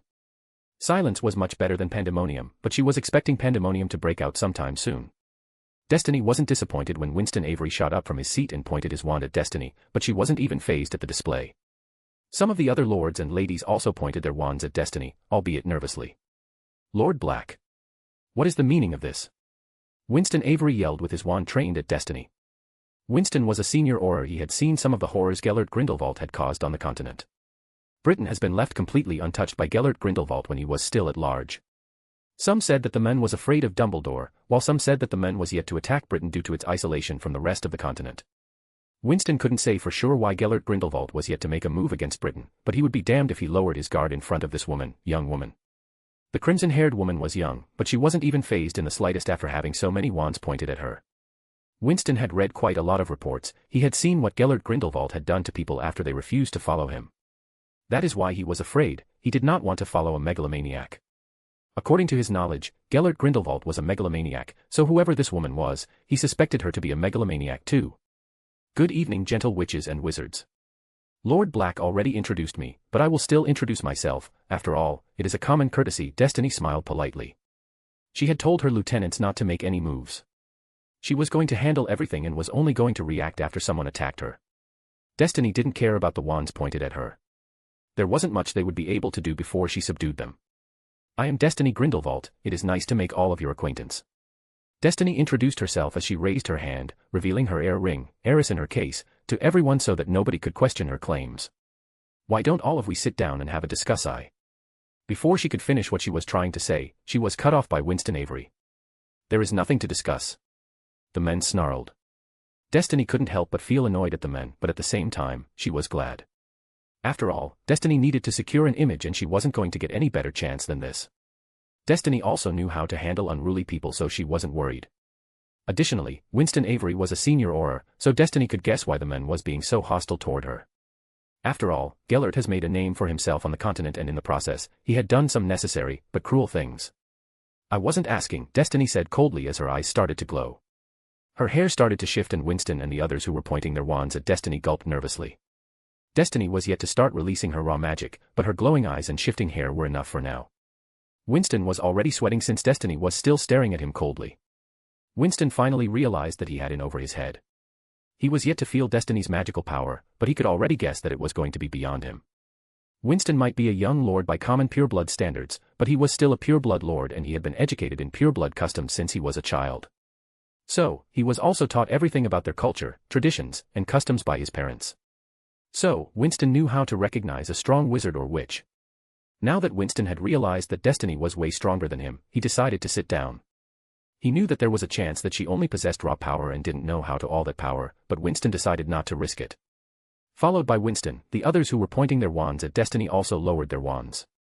Thank you, Destiny smiled as she sat down at the head position of the table. Followed by Destiny, Arcturus III, Sirius, Cassiopeia, and her lieutenants finally took their seats at Destiny's sides. Now, I understand that a lot of you must be surprised by my arrival and dare to presume. A lot of you are quite uncomfortable too, but believe me, I am not your enemy. Destiny spoke with a gentle smile on her face, completely disregarding her actions only a few moments ago. What is your relation with Gellert Grindelwald?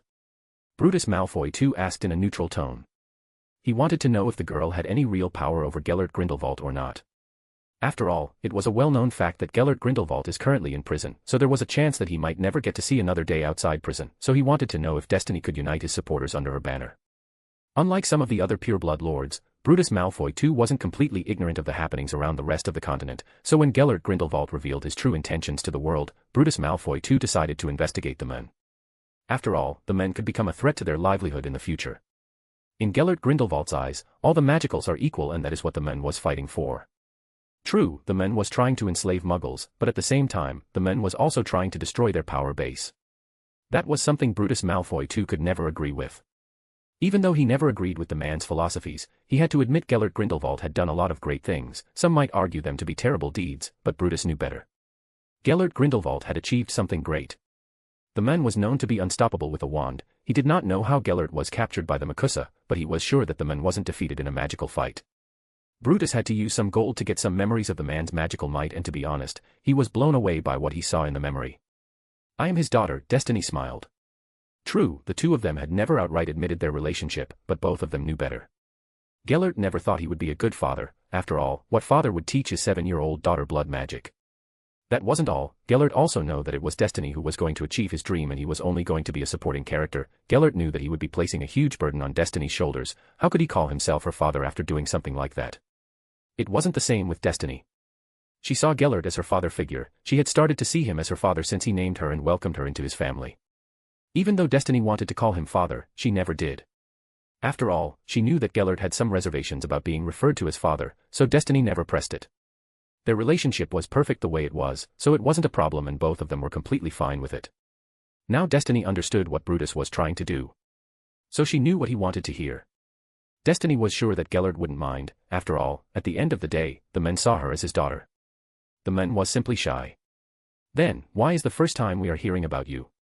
Brutus asked curiously as he continued to stare at Destiny accusingly. A lot of lords and ladies made appreciative noises as they agreed with the man's question, but they refrained from saying anything themselves. Destiny simply nodded her head in understanding. Lord Malfoy, the reason is quite simple if you think about it. When my father finally started the movement, I was only 13. Like any caring and loving father, he wanted to keep me safe, Destiny revealed with a longing smile on her face. Destiny had thought that referring to Gellert would be weird, and she was right, it felt kind of weird. I am never going to call him father to his face, Destiny vowed drily. After calling him Gellert for such a long time, she could no longer bring herself to call him father. It is a good thing that Gellert isn't here, or we were going to have a weird conversation, Destiny thought wryly. After reaching majority, I started to build my own forces from the shadows. My father was already out there and I easily went under the radar. My father agreed that it would be better if I stayed in the shadows. After all, I would be free to act however I wanted and I would be an unknown threat. But now, the circumstances have changed, Destiny couldn't help but sigh at the end. She still couldn't understand why Gellert wanted to stay in the prison. Some murmurs broke out within the crowd, but they did not last that long. So, what do you want from us? Your father is in prison, you don't expect us to follow you, do you? Lord Goyle asked with a sneer. Destiny didn't miss the subtle gesture from Brutus Malfoy just before Lord Goyle asked the question. Honestly, that is exactly what I expect. After all, you are already a follower, you are already following Lord Malfoy, it won't be anything new for you to follow someone else. Destiny retorted in a sweet tone. A lot of people started to snicker in amusement, and moments later, everyone started to laugh boisterously when Lord Goyle turned toward Brutus Malfoy too for instructions. It was pretty clear that Lord Malfoy hadn't expected such a reply, so he hadn't told Lord Goyle what to do if Destiny replied to him in such a manner. Though Destiny started to wonder how the two of them were talking to each other. Destiny knew it was risky, so she refrained from entering either of their minds. Both of them had their lord rings and Destiny wasn't sure what type of security charms were enchanted in those rings. Destiny finally noticed that the two of them had been staring into each other's eyes for quite some time. Ah. So, they are using legilimency to communicate with each other, Destiny mused in amusement. Brutus Malfoy was barely holding back his sneer, but he had to admit that Destiny was right. He wasn't sure if Lord Black had told Destiny about his connection with Lord Goyle and Lord Crabbe or not, but it didn't matter any longer. After all, their trick was revealed. He simply told Goyle to keep his mouth shut for the time being. Destiny finally raised her hand in the air, and after a few moments, everyone calmed down. It might have been amusing, but that is not why we are here. We are here for something much more important, Destiny said, and a few lords and ladies nodded their heads in agreement. Yes, the Muggles are a threat to our world, Damien Bulstrode nodded his head sagely, but after a moment, he stared at Destiny with a serious look on his face. What I want to know is what you are planning to do. Damien asked in a neutral tone. I agree, we must do something about them. The best thing we could do at this moment is to stop them from entering our world, but that would be a huge blow to our world, Lord Macmillan shook his head. What? That is the best thing I have heard tonight. We stop the Muggles from entering our world, how could that be a bad thing? Lord Burke asked with a scowl on his face. If we stop the Muggles from entering our world, then we are harming our own economy, you moron. Lord Selwyn sneered at the men. No matter how much we try to deny it, we are earning a lord of gold due to the Muggleborns. If we stop the Muggles from entering our world, then there is a good chance that they won't be sending their children into our world, and if they stop sending their children, we lost their gold, we fool. Lord Selwyn snarled at Lord Burke, who was bubbling in rage at the condescending tone of Lord Selwyn. I had to agree with Lord Selwyn. If we lose the Muggleborns, then we lose a lot of gold, and if the gold in the market decreases, our economy falls, and I don't have to point out what would happen if our economy falls, do we? Sirius reminded everyone, and almost all the pureblood lords had several businesses, so they understood what would happen if the economy falls. All of that is fine. I want to know, what do you want from us, Lady Grindelwald? I mean, I understand Muggles are a threat, but they aren't a threat at this moment and their war is long over. If you are trying to kill off the Muggles for their actions in the past, then I can't bring myself to help you, Lord Macmillan spoke carefully. Yes, they have lost a lot of magical families in the war, even though it wasn't their war. Patrick Macmillan is a cold and calculative man. He felt bad for all the wizards and witches who had unnecessarily lost their lives in the Muggle War, but he did not want to start a war with the Muggles because of them. After all, it wasn't going to bring them back. Lord Macmillan had several businesses in the Muggle world, so unlike a lot of pureblood lords and ladies, he knew how quickly the Muggles were developing. He also knew that the Muggle population toppled the magical population by a huge margin, so there was no way that they could win a war. After all, even though the Muggles didn't have magic, they had weapons of mass destruction and they were bound to get a lucky shot. Even if one person got a lucky shot among 100, it would be enough to wipe off the magical population from the face of the earth. Patrick Macmillan might think himself to be superior to Muggles for having magic, but he wasn't delusional. A lot of lords and ladies were displeased by the man's words, but before they could say anything, Destiny started to speak. Lord Macmillan, you aren't wrong, but at the same time, you aren't right. We can't forget our past. If we do, then we forget who we are. We must remember our roots, we must remember what the Muggles are capable of. After all, even with magic, they have killed so many of our kind, Destiny reminded everyone coolly. You might think the statute of secrecy is protecting us, but it isn't. It is simply delaying the inevitable. Lord Macmillan, you have a connection with the Muggle world, don't you? Destiny asked, surprising the said men. Patrick realized that Destiny had researched all of them before the meeting, otherwise how could she know all of their names? Patrick glanced at Lord Black and internally sighed. Yes, Patrick Macmillan nodded his head. Then you must have seen a camera, right? Their camera isn't as ingenious as ours, but we do have magic to tip the scale in our favor. Destiny grinned and Patrick realized where this was going. It is only a matter of time before our existence is revealed. What do you think will happen if our existence is revealed to the Muggles? Destiny asked in an amused tone, making a lot of lords and ladies present in the room realize that the Muggle threat was genuine. Flashback ends. After that, they discussed a few more things, but Destiny decided not to reveal everything about the Muggles tonight. After all, it was clear that not everyone agreed with her even though they knew that the Muggles were a threat to their world. Most of the lords and ladies seemed to be unsure about their methods. It was clear that these people needed some incentive and she was already planning to give them some incentive. As soon as she was done with Travers, these same people would be vying for blood. Destiny finally closed her eyes and after only a few moments, she fell asleep. After all, it had been a long day.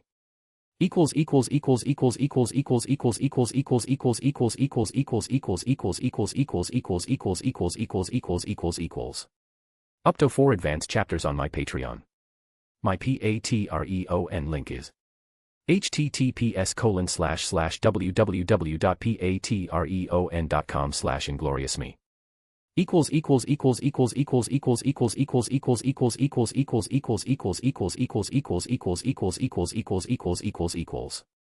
5075 words in this chapter.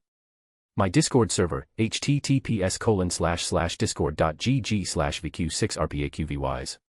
Chapter 40, Meeting Death. Destiny couldn't help but frown when she found herself standing over a wasteland. No matter how far she looked, there was nothing in sight, except nothing. Destiny was an extremely good Occlumen. So, she knew the difference between dreams and reality, and her current surroundings felt much more like reality than dreams. Destiny couldn't help but feel slightly at the edge. After all, she remembered that she was staying at a Muggle hotel and she does not remember waking up. Yes, it was possible that someone might have bypassed all of the wards she had erected around the room and kidnapped her, but Destiny did not believe that she had been kidnapped. After all, she wasn't bound nor she have anyone in her sights. Technically, I did kidnap you, Destiny heard an amused feminine voice from behind her. She immediately turned around and flicked her hand toward the voice, but Destiny's eyes grew wide when nothing happened. She could feel her magic swirling inside her body, so her magic wasn't suppressed. She flicked her hand and her wand appeared in her hand. Destiny jabbed her hand toward the figure, but once again nothing happened. Destiny was completely horrified. After all, magic was important part of her whole being and now it wasn't working. Obviously, anyone in her place would be horrified. The figure giggled sweetly in amusement and for the first time, Destiny decided to take a good look at the said figure, and once again, her eyes grew wide in surprise as soon as she laid her eyes on the figure. The figure was pale, inhumanely pale. Whoever this person was, she was not a human. Destiny was getting the same oppressive feeling she had felt from the giant woman inside Albus' mind, but the feeling was much stronger. Destiny couldn't explain the difference between the two figures in simple words. If the giant woman's power was a small pond, then this woman's power would be a planet of the size of Jupiter filled with water. Yes, the difference in the power was simply incomprehensible. Is this the power of gods? Destiny asked in horror as she gulped loudly. Even when she encountered the giant woman, she wasn't terrified, but right now, she was terrified at the sight of this beautiful pale woman. The last time she was this terrified was when she was put on the stake by the Muggles. The woman smirked as she started to approach Destiny and Destiny was so terrified that her legs refused to move. The woman's silver eyes were sparkling in with mirth. The woman didn't have any pupils, which was kind of disturbing, but enchanting and beautiful at the same time. The woman flicked her silver hair. The hair bounced on the top of the woman's head. Even though Destiny was terrified of the woman, she couldn't help but stare at the woman. The woman was dressed in a pair of midnight blue leather lingerie along with a pair of elbow-length gloves and thigh-high boots of the same material and color. A midnight blue cape reaching down to her knees was hanging down from her back. Several golden skulls were adorning her clothes, if her lingerie could be called that. The woman was wearing crimson lipstick on her lips and the color of her lipstick matched the color of Destiny's eyes and hair. Fu. Destiny Grindelwald, you do not need to fear me, the woman giggled softly as she finally stopped in front of Destiny. She knows my name. Fuck. Of course, she knows my name. Destiny screamed inside her mind. To be honest, she was freaking out right now. Who are you? After a few moments of silence, Destiny was finally able to regain her wits. Destiny realized that she needed to grip. If she was going to die, then she was going to die with her head held high. She wasn't going to die cowering or begging. The woman smiled. I am death. I am the physical representation of the concept of death, the woman said with a grin and her eyes flashed eerily for a moment. Destiny gaped at the woman while opening and closing her mouth with a dumb look on her face. Destiny never thought that the woman was lying. After all, a strong woman like her wouldn't need to lie, and Destiny also realized why the woman seemed to be so smitten with skulls. The woman was death, so her love for skulls was also pretty understandable. Don't tell me it is already my time? Destiny asked curiously.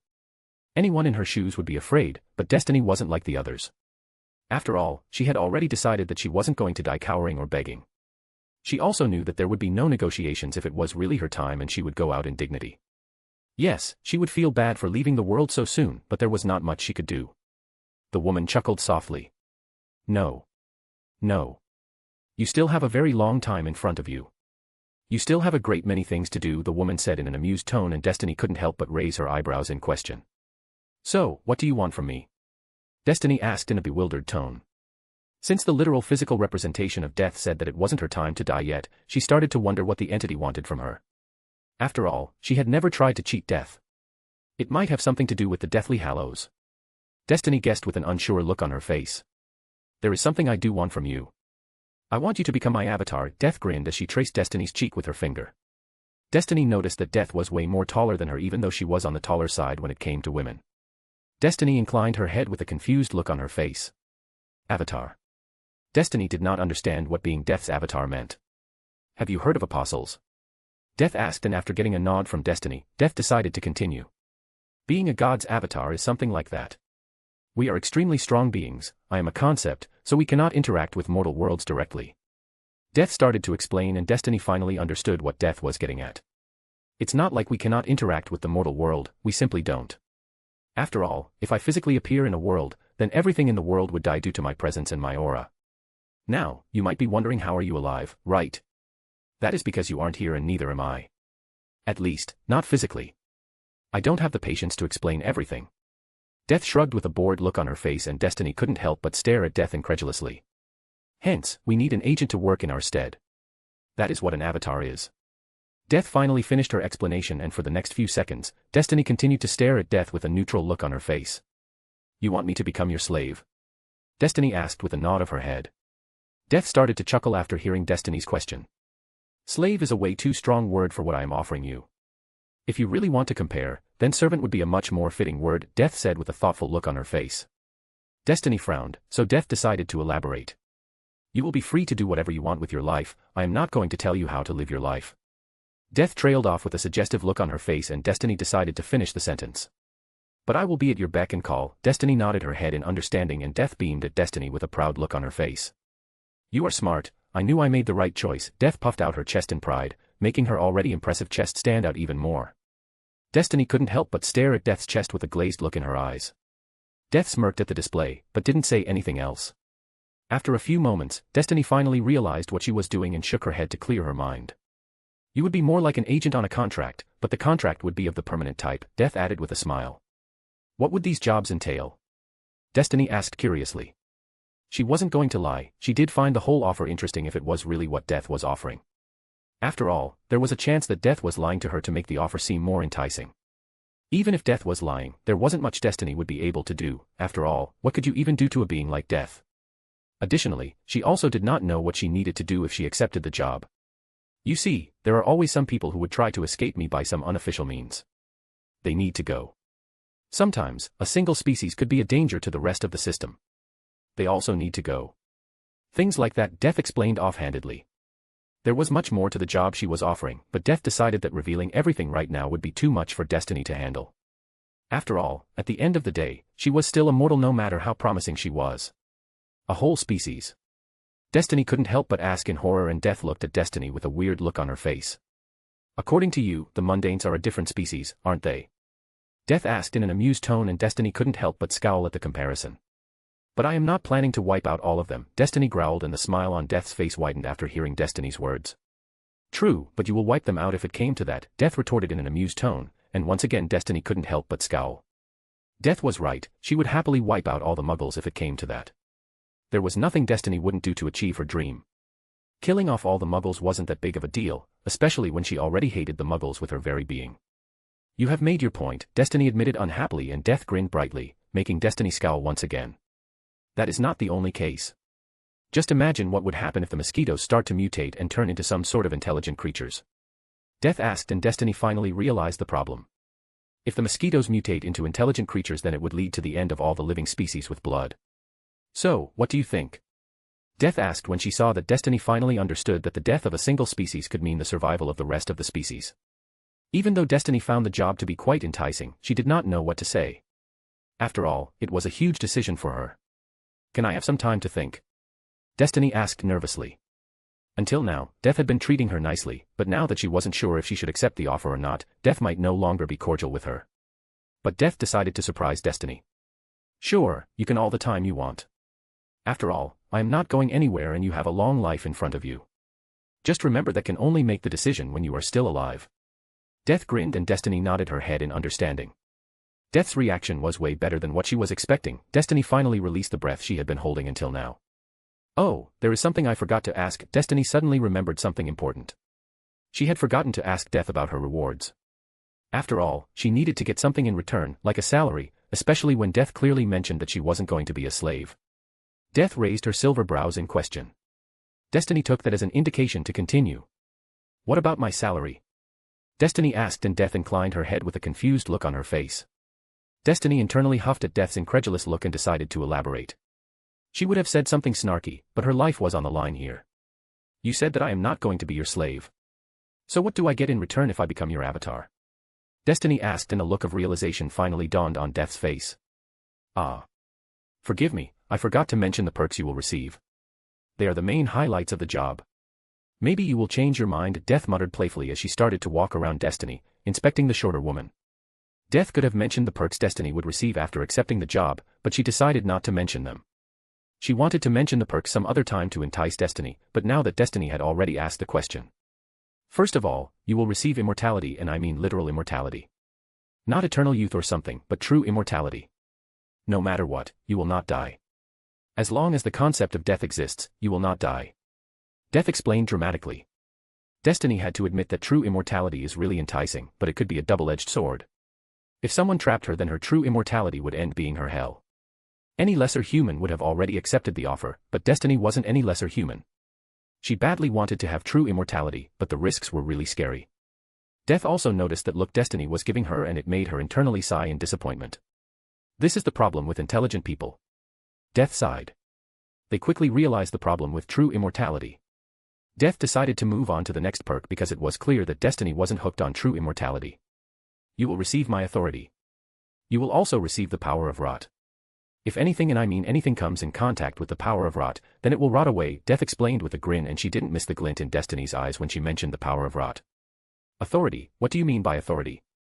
Destiny asked eagerly. Even though she was salivating over the power of rot, she wanted to have all the information she could get before she decided anything. Death smiled softly after hearing Destiny's question. You will receive authority over Death, not me, but Death, Death explained cryptically. She loved the frustrated look on Destiny's face. The girl had dared to put off her offer, so Death thought that it would be alright to amuse herself at the expense of the girl. Destiny was frustrated. No matter what, she was a scholar at heart, so new and obscure knowledge was always able to get her attention. Then all of a sudden a thought clicked inside her mind. Master of Death. Destiny muttered with a surprised look on her face. You will receive authority over Death, not me, but Death, that is what Death said, right? Destiny started to wonder what Death meant by that. Death frowned at first, but she quickly realized why Destiny would say something like that. As soon as Death realized what Destiny was referring to, she started to laugh. It wasn't elegant, it was a peal of full-blown belly laughter. Death grabbed both of her sides as she continued to laugh. Destiny simply raised her delicate eyebrows in question and decided to wait for Death to calm down. After all, Death obviously found something funny about the title. Destiny realized that title might be just a hoax. After all, there was no way that someone could gain control over a being like Death by collecting 3 trinkets. Death's power of unfathomable. It might be some sort of trap of entertainment for Death. Death finally started to calm down. Death gave Destiny a grateful look, but Destiny could understand why Death was giving her that look. Thanks for that, Destiny. It has been some time since I laughed like that. Death released a tired sigh as she wiped the corner of her eyes. The title is true. Master of Death. If you collect all 3 of those trinkets, then you do become the Master of Death, but it is nothing like what you are thinking. Death shook her head with an unreadable look on her face. At first, Destiny was surprised when Death admitted that a person would become the Master of Death if they somehow collected all 3 hallows, but Death said that it was different. So, Destiny could only eagerly wait for Death to elaborate. The person who becomes the Master of Death would be able to control their own death, nothing more, nothing less, Death explained, and Destiny frowned at Death's words. So, if someone becomes the Master of Death, they could live forever. Immortality or true immortality? Destiny asked with a confused look on her face. Technically, the person would receive true immortality, but isn't that simple? Death said slowly as she raised her hand. Green smoke started to come out of her hand and a small holographic screen formed over her hand. A man appeared over her hand. The man possessed 3 artifacts. Destiny easily recognized 2 of them as she still had the stone in her possession and she had the wand in her possession in the past. This was the first time she saw the cloak of invisibility. It was a silvery cloak, completely unassuming, but it was one of 3 legendary artifacts. A human cannot live forever. It is simply impossible.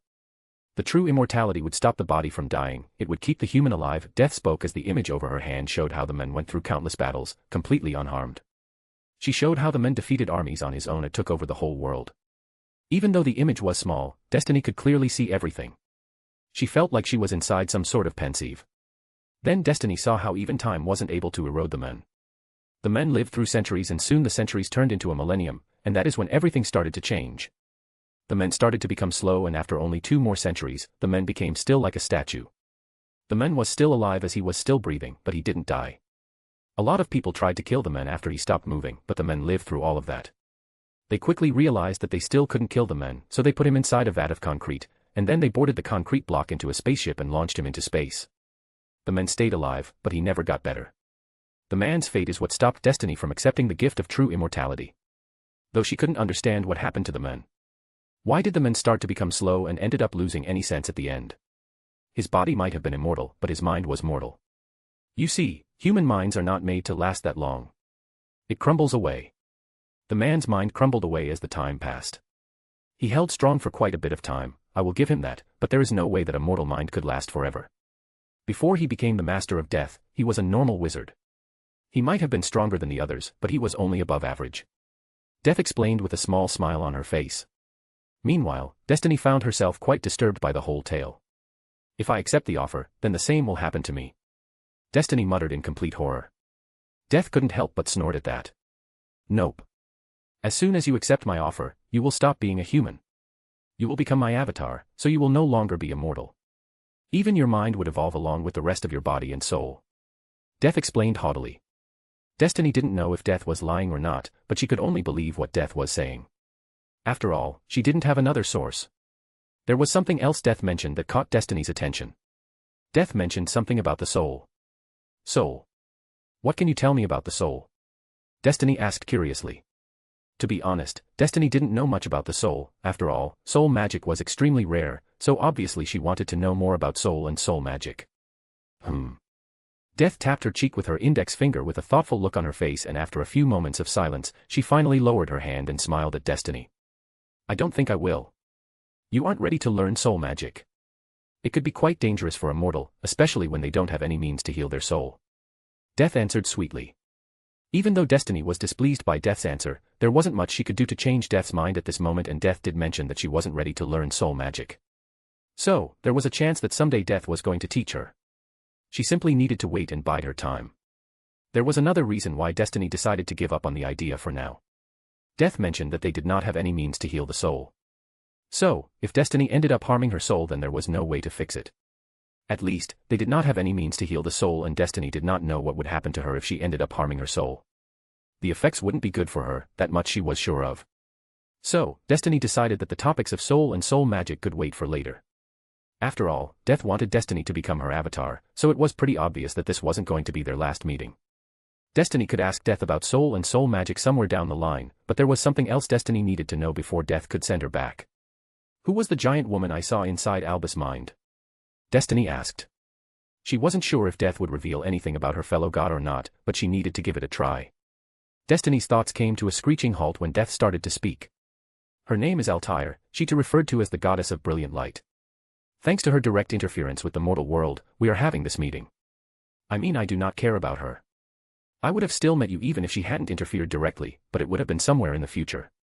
Death explained casually, and Destiny stored all the information she received from Death inside her head.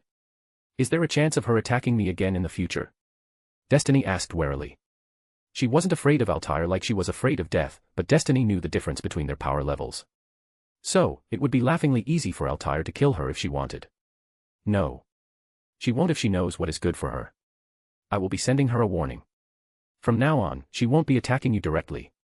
Since you will be going to be in contact with quite a few gods including me from now on, I will allow her to remain in contact with her agents. Death explained with a grin, and Destiny couldn't help but give Death disapproving looks. I would be much happier if they stopped existing altogether. Destiny deadpanned, and Death started to chuckle. After a few moments, Death stopped laughing and glared at Destiny. Destiny flinched back in fear when she found Death's pupilless eyes glaring at her. Destiny gulped loudly as she realized that she might have said something she shouldn't have. Moments later, Death's features finally softened. Consider Altair's agents to be a test. Here I am investing a lot of time in you, so I need to see if you are even worthy of my time or not. If you can't even deal with a bunch of average wizards and witches, then you are simply not worth it. Death shrugged dismissively, and Destiny didn't know how to react to that. She was annoyed over the fact that Death was trying to test her in such a manner, but once again, there wasn't much she could do. I see. Then I guess I will not disappoint you. Destiny said with an unsure look on her face. After all, she wasn't sure how to reply to Death's statement. They are from the future, right? So, what about paradoxes? Destiny asked curiously. Once again, her curiosity won over her common sense. She knew that she had displeased Death only a few moments ago, but she was still curious. Godly intervention. Death shrugged. You won't understand the exact mechanics, so just understand that the powers of some gods and goddesses are involved, Death added in a bored tone as she waved her hand.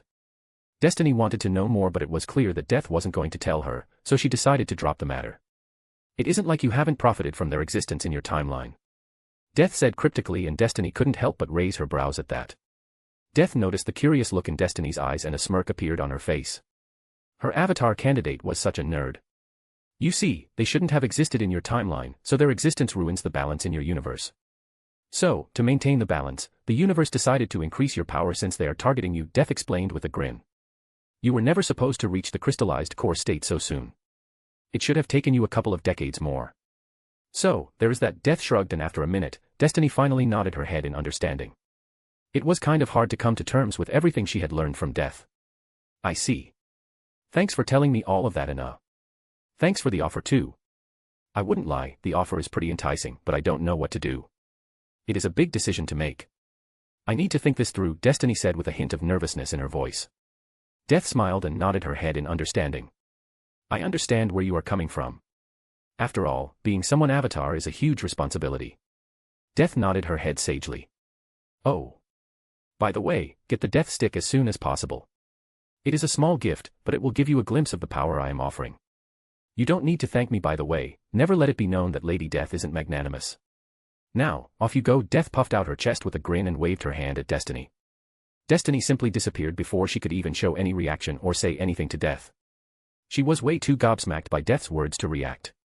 Anyone in her place would have reacted in the same manner. Death stared at the place Destiny was standing with a soft smile on her face. Death was looking forward to the test. She wanted to see how Destiny dealt with those annoyances, and if by any chance Destiny failed, then she wasn't worth it. Lady Death, how is life treating you? All of a sudden, an amused voice was heard from beside Death, and moments later, a pale blue-skinned figure appeared beside Death. The figure was dressed in a skimpy black lingerie armor with golden aesthetics. The woman had 2 pointy ears along with silver hair and pitch black eyes. Death didn't react at the arrival of the new figure. Image here. Haha, very funny. It has been some time since we met. Don't you agree, Gaia? Death asked in an amused tone, and the other woman now recognized as Gaia covered her mouth and started to giggle. Fu. It has been some centuries, Gaia continued to giggle, and Death simply rolled her eyes at the antics of Gaia. Death was extremely annoyed at the arrival of Gaia, even though she wasn't showing it on her face. She could already guess why the annoying hussy decided to make an appearance. The blue-skinned harlot was probably planning to try to steal Destiny from her. Death clutched her hands in fury. She would rather die. No puns intended, than let this harlot get her claws into Destiny. Line break. Destiny gasped in shock as she shot up from her bed. She frantically looked around only to find herself back inside her hotel room. She released a huge sigh and started to rub her face with a relaxed look on her face. Destiny's whole body was covered by a thin sheen of sweat. After a few moments of silence, Destiny looked outside the window only to find that the sun was already up. Motherfucker. Destiny muttered with a grimace as she shrugged off the covers, revealing her body. She wasn't wearing any clothes under the sheets. After all, she preferred to sleep naked. I am sure it wasn't a dream. It felt too real to be a simple dream. So, I did meet Death. Destiny couldn't help but grimace. Her life was becoming complicated with each passing day. I was already planning to get the Death stick, but now that Death had done something to Death's stick, I couldn't wait to check it out. Destiny mused with a soft smile on her face. Even though Destiny wasn't sure about the whole offer, she couldn't deny the fact that having Death's power would be awesome, and she was practically salivating over the prospect of having Death's power in her hands. Destiny started to chuckle as she slowly crawled out of the bed. After a few seconds, she finally stopped chuckling and clutched her fist with a vicious grin on her face. For the greater good. Destiny muttered viciously, and her eyes started to glow as she started to release her power. Equals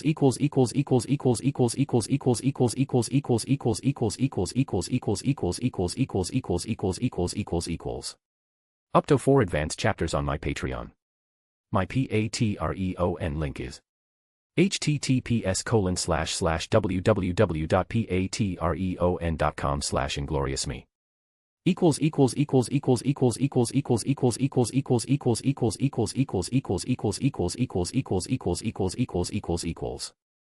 5109 words in this chapter. My Discord server, https://discord.gg/vq6rpaqvys.